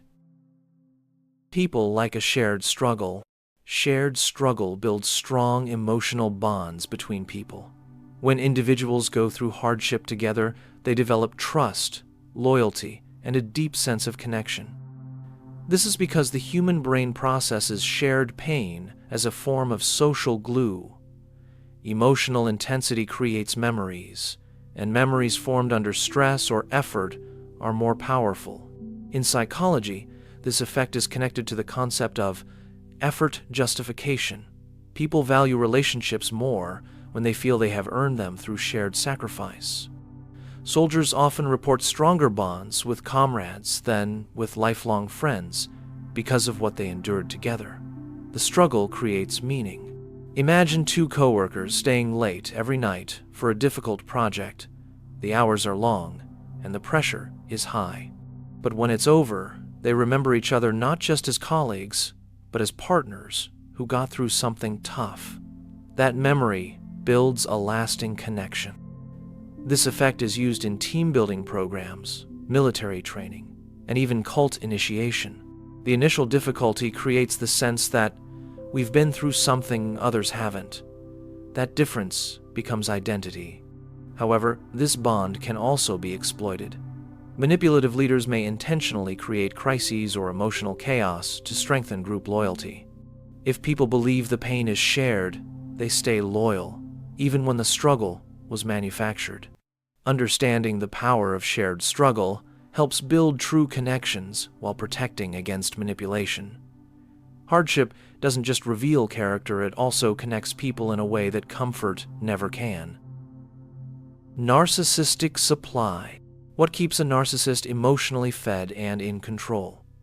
Narcissistic supply is the attention, admiration, validation, and emotional response that a narcissist depends on to feel powerful and important. This supply can be either positive or negative. Praise, applause, jealousy, fear, or even anger from others all count. What matters is not whether the attention is kind or cruel, it is the fact that the narcissist remains the center of it. In psychology, this term is commonly used to describe the psychological fuel that narcissistic individuals crave. Narcissistic personality disorder was first identified in clinical studies in the 1970s, and researchers observed that individuals with this condition displayed an emotional emptiness that had to be constantly filled by others. Imagine a relationship where one person constantly creates drama, demands praise, or stirs conflict. When you express love, they light up. When you show frustration, they still feel powerful. Your emotional reaction keeps them relevant. The moment you stop responding, they panic or lash out because the supply has been cut off. Narcissists often manipulate others into becoming their emotional providers. They do this by shifting between idealizing someone and then devaluing them, creating cycles of emotional highs and lows. These cycles make the victim try harder to win approval, feeding the narcissist even more. This dynamic is common in toxic relationships, cults, and even leadership structures, where loyalty is measured by the amount of emotional energy followers give. The narcissist's self-image depends on being admired or feared. Without that, they feel threatened or invisible. Understanding narcissistic supply helps victims detach and regain control. Once emotional reactions stop being given so easily, the narcissist's control begins to weaken. Silence, boundaries, and non-engagement become powerful tools in breaking the cycle of supply. Token economy. Can behavior be shaped like a currency system? A token economy is a psychological method used to reinforce desired behavior through tokens or points that can later be exchanged for rewards. This system is based on principles of operant conditioning developed by B.F. Skinner. The idea is simple. Reward the behavior you want to see with a neutral item, and later let that item be traded for something meaningful. Token economies are commonly used in classrooms, therapy centers, addiction programs, and behavioral institutions. For example, students may earn stars for good behavior, which can be exchanged for extra playtime or small prizes. In psychiatric settings, patients might receive tokens for following routines or showing cooperation, which they can redeem for privileges. The benefit of this system is consistency. It allows behavior change without immediate reward, keeping motivation high over time. It also separates reward from emotion, making it easier to measure progress objectively. A practical scenario could be a parent using sticker charts to encourage a child's chores. Each completed task earns a sticker. After 5 stickers, they can choose a movie night. The tokens create a visual reminder of progress. Token economies must be structured clearly. If rules change or tokens lose value, motivation drops. But when used correctly, they help people develop self-control, work toward goals, and internalize discipline. Pluralistic ignorance. Why do people stay silent when they think everyone else agrees? Pluralistic ignorance is a psychological phenomenon where individuals in a group mistakenly believe their thoughts or feelings are different from those of others, even when they are not. Because everyone assumes others agree with the norm, no one speaks up, and the false belief remains strong. This concept was first studied in the 1930s by psychologists Daniel Katz and Floyd Allport. They noticed that students disapproved of campus drinking but believed everyone else supported it. So no one challenged the culture. This silence maintained a behavior that most people privately disliked. Imagine sitting in a classroom where the teacher gives confusing instructions. You're lost, but everyone else looks calm. You stay quiet, assuming you're the only one confused. In reality, many feel the same, but no one breaks the silence. Pluralistic ignorance appears in social, political, and cultural settings. People may conform to harmful traditions, policies, or norms because they falsely think others support them. In workplaces, it leads to inaction when unethical behavior goes unchallenged. In societies, it upholds discrimination, prejudice, or violence. Breaking pluralistic ignorance requires someone to challenge the illusion. When one person speaks up, others often follow. Understanding this bias empowers individuals to question false consensus and speak their truth. Silence isn't always agreement. It's often uncertainty waiting for permission to speak. False attribution error. It happens when someone wrongly guesses the cause behind another person's behavior, especially by focusing too much on personality and ignoring the situation.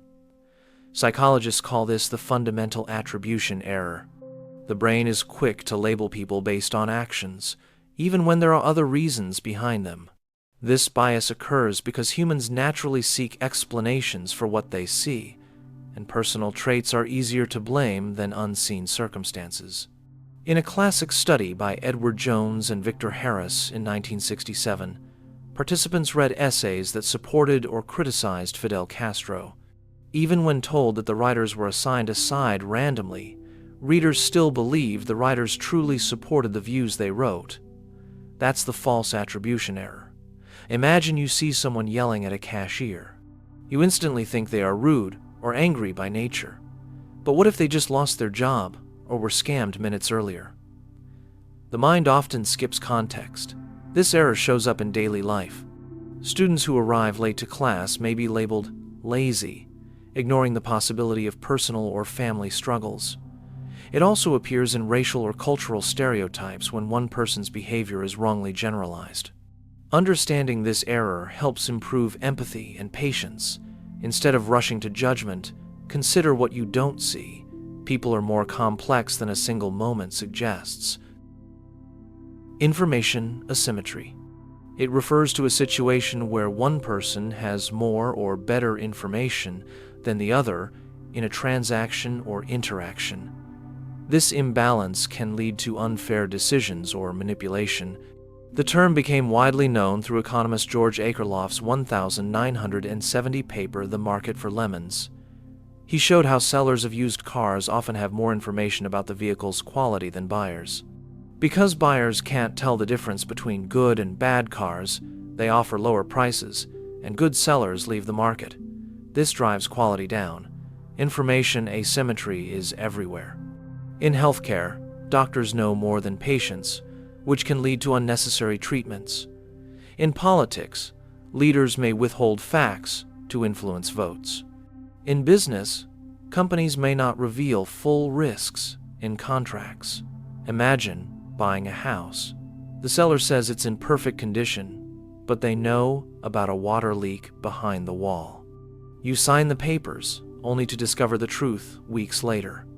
That is information asymmetry in action. This concept also fuels scams, where one side relies on secrecy to gain advantage. Recognizing this imbalance helps people ask better questions, seek second opinions, and avoid blind trust. Transparency and regulation aim to reduce this gap and promote fairer systems. Cognitive closure pressure. It is the mental discomfort people feel when something remains uncertain or incomplete. The brain naturally wants clear answers to reduce anxiety and feel in control. When closure is missing, the mind keeps searching for it, sometimes leading to rushed decisions or acceptance of false information just to end the discomfort. This desire for certainty becomes cognitive closure pressure. Psychologist Ari Kruglansky studied this effect and found that people under time pressure or stress are more likely to accept the first available answer, even if it is wrong. They prefer closure over accuracy. Imagine waiting for a friend who's late. You have no explanation, and your mind begins to fill in reasons. Maybe they forgot. Maybe they're avoiding you. None of these are confirmed, but the pressure to end uncertainty pushes your mind to settle on one. This pressure increases during stressful times after breakups, in disasters, or during political conflict when people grasp for meaning. Leaders or influencers can exploit this by offering simple answers to complex problems, knowing that people prefer certainty over confusion. Understanding cognitive closure pressure helps slow down thinking. It teaches us to tolerate uncertainty instead of rushing into conclusions.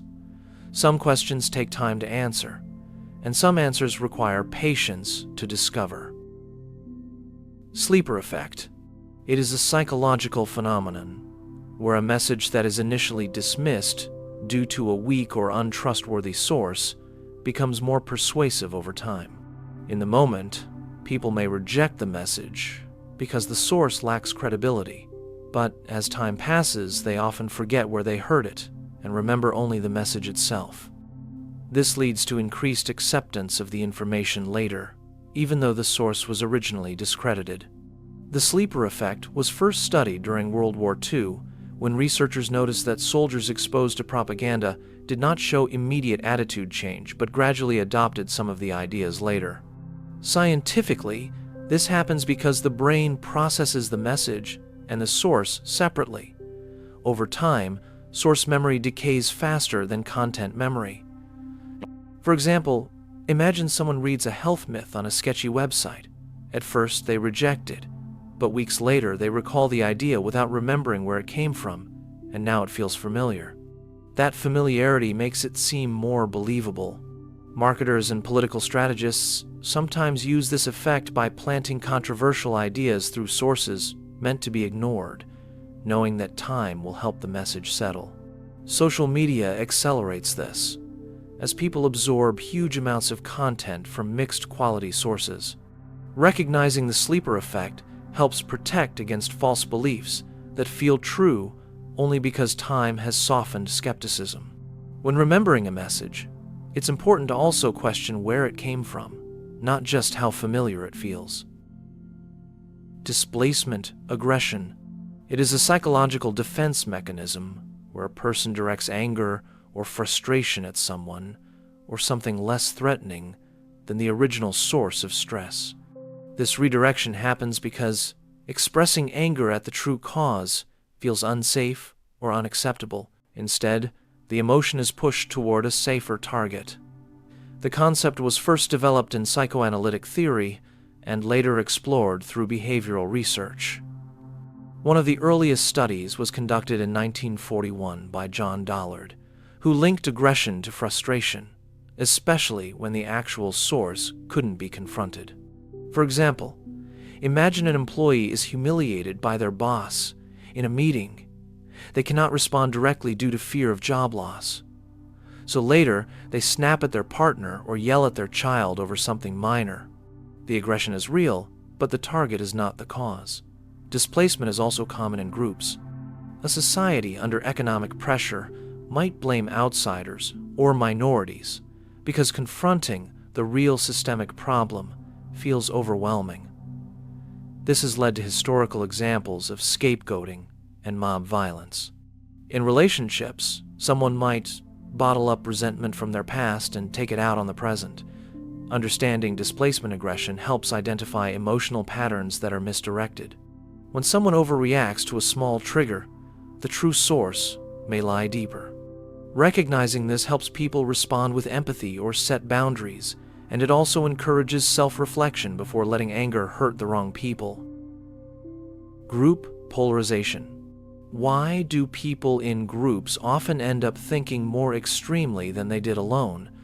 What makes a discussion push people toward more intense views instead of balance? Group polarization is a psychological phenomenon where the opinions of individuals in a group become stronger or more extreme after group discussions. It does not create new beliefs but amplifies existing ones. This shift happens because of several mental and social factors working together. When people with similar opinions talk, they tend to hear only confirming views. This creates a feedback loop that makes each person feel more confident and justified. The lack of opposing perspectives reduces critical thinking and increases certainty. Scientifically, this is supported by studies from the 1960s, most notably by social psychologist Serge Moscovici. In one experiment, participants discussed whether a person should take risks in a job decision. After talking, the group became more extreme in whatever direction they initially leaned, either more cautious or more risk-seeking. The discussion did not balance the view but magnified it. Another driver of group polarization is social comparison. People want to be accepted in the group, so they may adopt a slightly stronger version of the shared view to fit in better. Over time, everyone shifts toward the edge to avoid being seen as less committed. Imagine a political forum where everyone supports a particular party. At first, members may have moderate views, but after hours of discussion, the group starts rejecting compromise altogether. They leave the conversation with more rigid beliefs than they had when they joined. This effect also appears in jury deliberations, religious groups, online communities, and social movements. The internet has supercharged group polarization by creating digital echo chambers. Algorithms recommend similar content, and users naturally engage with like-minded people. This reduces exposure to alternative viewpoints and increases emotional reinforcement. Platforms like Facebook or Twitter often show only posts that match a user's beliefs. When these views are constantly echoed, they feel more correct, even without supporting facts. Group polarization has real-world consequences. It can fuel political extremism, spread misinformation, or escalate conflicts. In cults or radical groups, isolation and constant agreement make extreme ideas feel like truth. The same mechanism that helps teams build strong loyalty can also push communities into dangerous certainty. It is important to recognize when group discussion becomes reinforcing rather than open. Encouraging diversity of thought and including dissenting voices can reduce polarization. Leaders can guide discussions by asking for reasons behind beliefs and welcoming disagreement. In workplaces, classrooms, or friend circles, balanced environments help people grow ideas through reflection, not pressure. Understanding group polarization is not just about noticing when others become extreme. It is also a reminder to check our own certainty. The more we are surrounded by agreement, the more carefully we should question how our opinions are forming. Awareness helps keep thought flexible and choices grounded in clarity rather than crowd-driven momentum. Terror management theory. Humans are the only species that live with the awareness that one day they will die. This awareness creates a powerful kind of fear, not always obvious, but always present beneath the surface. Terror management theory explains how people try to cope with that fear by holding on tightly to cultural beliefs, personal identities, and systems of meaning. The theory was first developed in the 1980s by social psychologists Jeff Greenberg, Sheldon Solomon, and Tom Pizzinski. Their research showed that when people are reminded of death event in subtle ways like passing a cemetery or reading about an accident, they unconsciously become more protective of their worldview and more defensive toward anyone who threatens it. This happens because cultural beliefs offer a kind of immortality. Religions promise an afterlife. Nations celebrate legacies. Families pass down names. These things make people feel like they matter and that something of them will continue. But when that meaning is questioned or challenged, the fear underneath rises. That's when behaviors shift. People become more loyal to their group, more aggressive toward outsiders, and more rigid in their thinking. Imagine walking through an airport moments after hearing about a terrorist attack. You see someone who looks different from you.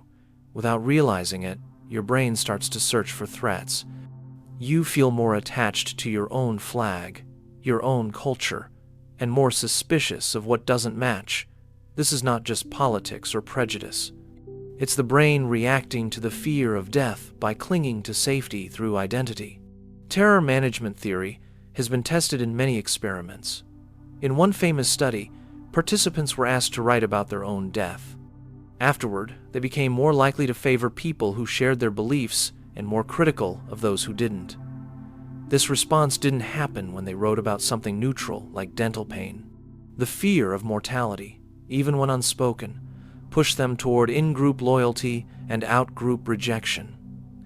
This pattern appears in society constantly. Political leaders may use fear-based messages to increase loyalty. Religious or national groups may tighten rules during times of crisis. Cults often grow by giving simple answers to the terrifying question of what happens after death. Terror management theory shows how much human behavior is shaped by this invisible pressure. It's not always fear that drives people directly, it's the effort to protect what makes them feel secure in the face of mortality. Understanding this theory helps people recognize when their reactions are driven not by logic, but by existential anxiety. It helps explain why people cling so strongly to certain ideas, why arguments about belief feel so personal, and why threats to identity often feel like threats to survival. It also reminds us that empathy matters most when people are afraid. When someone is defending a belief with anger or closing their mind to other views, they may not be hateful. They may just be scared. The awareness of death is part of being human, but how people respond to that fear, whether through kindness or control, shapes the world they create. By seeing the hidden role of mortality in human thought, people can learn to respond with more compassion, not less, and in that space, even fear can be softened. Conditioned helplessness. When a person repeatedly faces painful or negative experiences that they cannot escape or control, they eventually stop trying even when escape becomes possible. This psychological condition is called conditioned helplessness, more commonly known as learned helplessness. It was first identified in the 1960s by psychologists Martin Seligman and Stephen Mayer during animal behavior experiments. In their study, dogs were exposed to electric shocks they couldn't avoid. Over time, they stopped trying to escape, even when the escape route was made available. The dogs had been conditioned to believe they were powerless, so they gave up. This same pattern occurs in humans.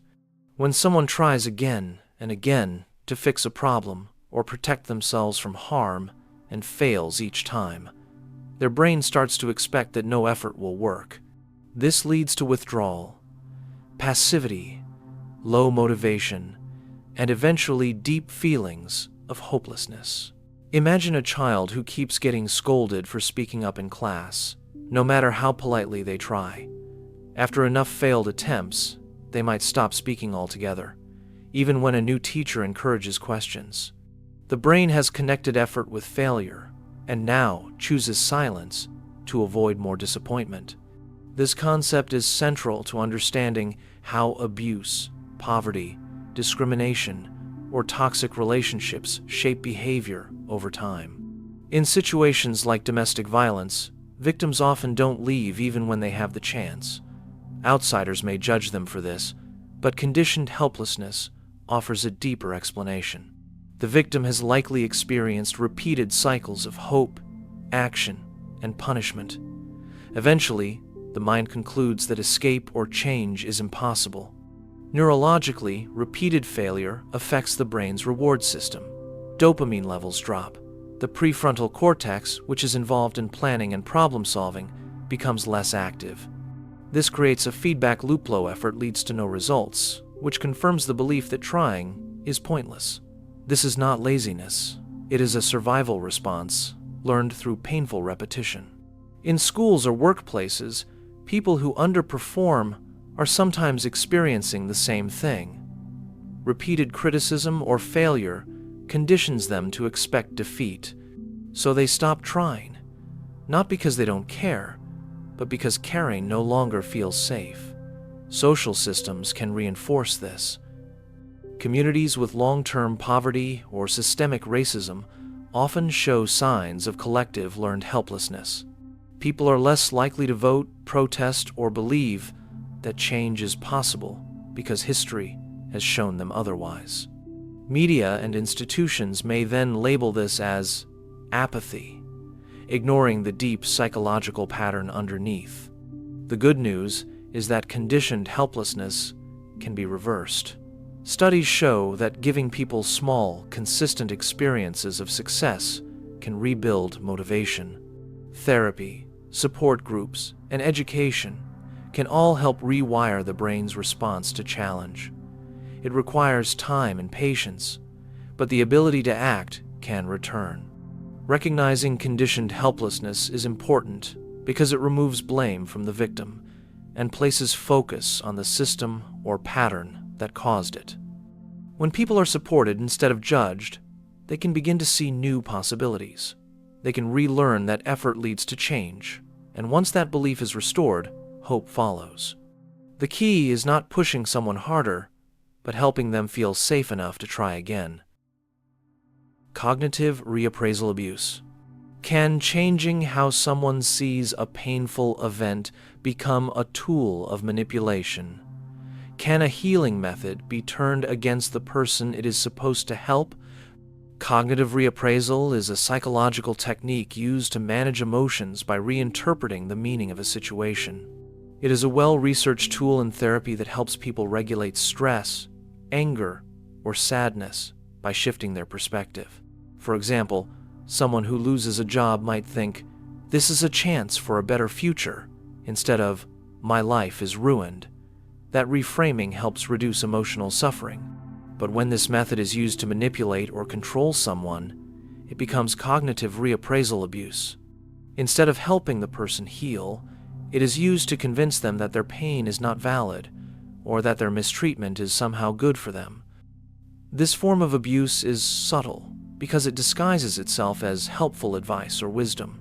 Scientifically, cognitive reappraisal involves the prefrontal cortex, which helps regulate the amygdala's emotional reactions. When people are encouraged to see negative experiences in a more positive light, their brain activity changes and their emotions often calm down. In healthy therapy, this is empowering. In abusive dynamics, it is used to silence resistance.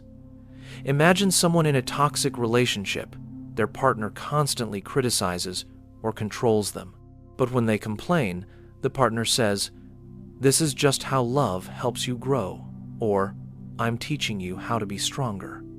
The victim then begins to question their emotions.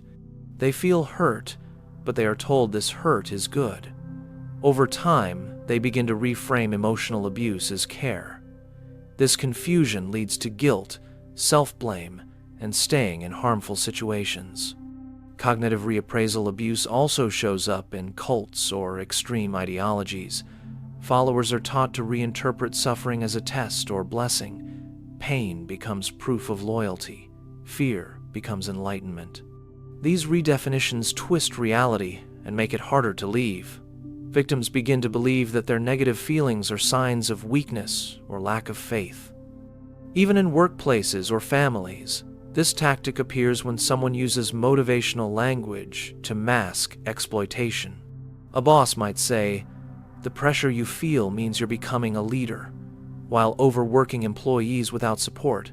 Parents might tell children, "This punishment is love," while denying their basic emotional needs.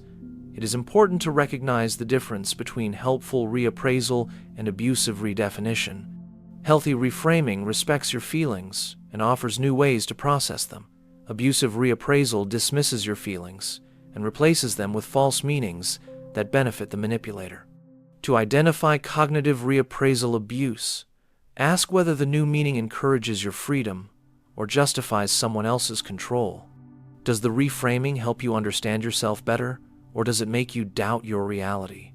Research shows that long-term exposure to invalidating environments, especially where emotional pain is rebranded as strength or growth, can lead to depression, anxiety, and low self-worth. Survivors often describe feeling emotionally numb or guilty for having negative feelings at all. Real healing comes when people are allowed to name their pain honestly. Reframing is powerful when it is chosen, not imposed. Understanding this abuse helps protect against psychological traps that sound positive but feel wrong. Clarity begins by trusting your emotional signals and recognizing when a lesson is really a leash. Social conformity. It is the act of changing one's behavior, beliefs, or opinions to match those of a group. This shift often happens because of real or imagined social pressure. People conform for many reasons, including the desire to fit in, avoid conflict, or gain approval.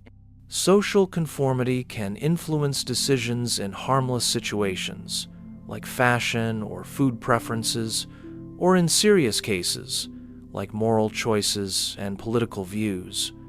Psychologists divide conformity into two main types. Normative conformity happens when someone agrees with a group to avoid being judged or rejected, even if they privately disagree. Informational conformity happens when someone looks to others for guidance in uncertain situations and adopts the group's behavior because they believe it's correct. One of the most famous experiments on conformity was conducted by Solomon Asch in the 1950s. He showed participants a line and asked them to match it with one of 3 comparison lines. When participants were alone, they chose correctly. But when placed in a group of actors who purposely gave the wrong answer, over 70% of the real participants conformed at least once, choosing the obviously incorrect answer just to align with the group. This revealed how powerful the need to belong can be even stronger than the desire to be right. Imagine being in a meeting at work. A new proposal is being discussed. You think it's a bad idea, but everyone else nods in agreement. You hesitate. You feel pressure in your chest. You consider raising your hand, but you don't want to seem difficult or out of touch. So you stay silent and nod along too. That moment is conformity in action. The discomfort of standing out can be so strong that people betray their own judgment just to feel accepted. Social conformity shows up in daily life. Teenagers wear similar clothes to their peers. Shoppers pick the crowded restaurant assuming it's better. Employees go along with policies they dislike because no one else complains. Online conformity spreads through likes, trends, and viral opinions. The brain is wired for social connection, and part of that wiring makes rejection feel threatening.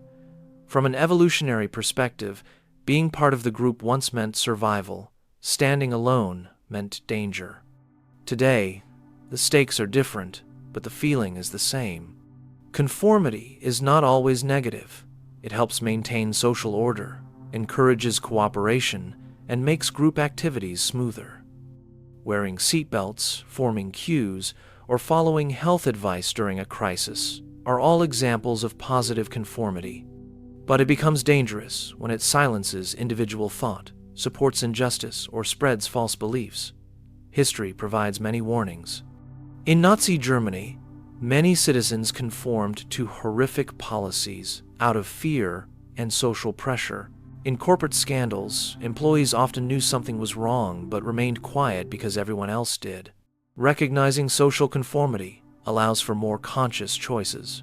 When you find yourself agreeing with a group, pause and ask, am I doing this because I believe it or because everyone else does? Am I staying silent out of comfort, or is there something worth saying? Healthy groups welcome different views. They do not punish difference, but learn from it. Understanding conformity empowers you to think independently, speak honestly, and respect others who do the same. And that's it. Hope you're in peace. Just consider subscribing, because sleep matters. Just then, stress scatters, and nothing else matters, right? Peace out.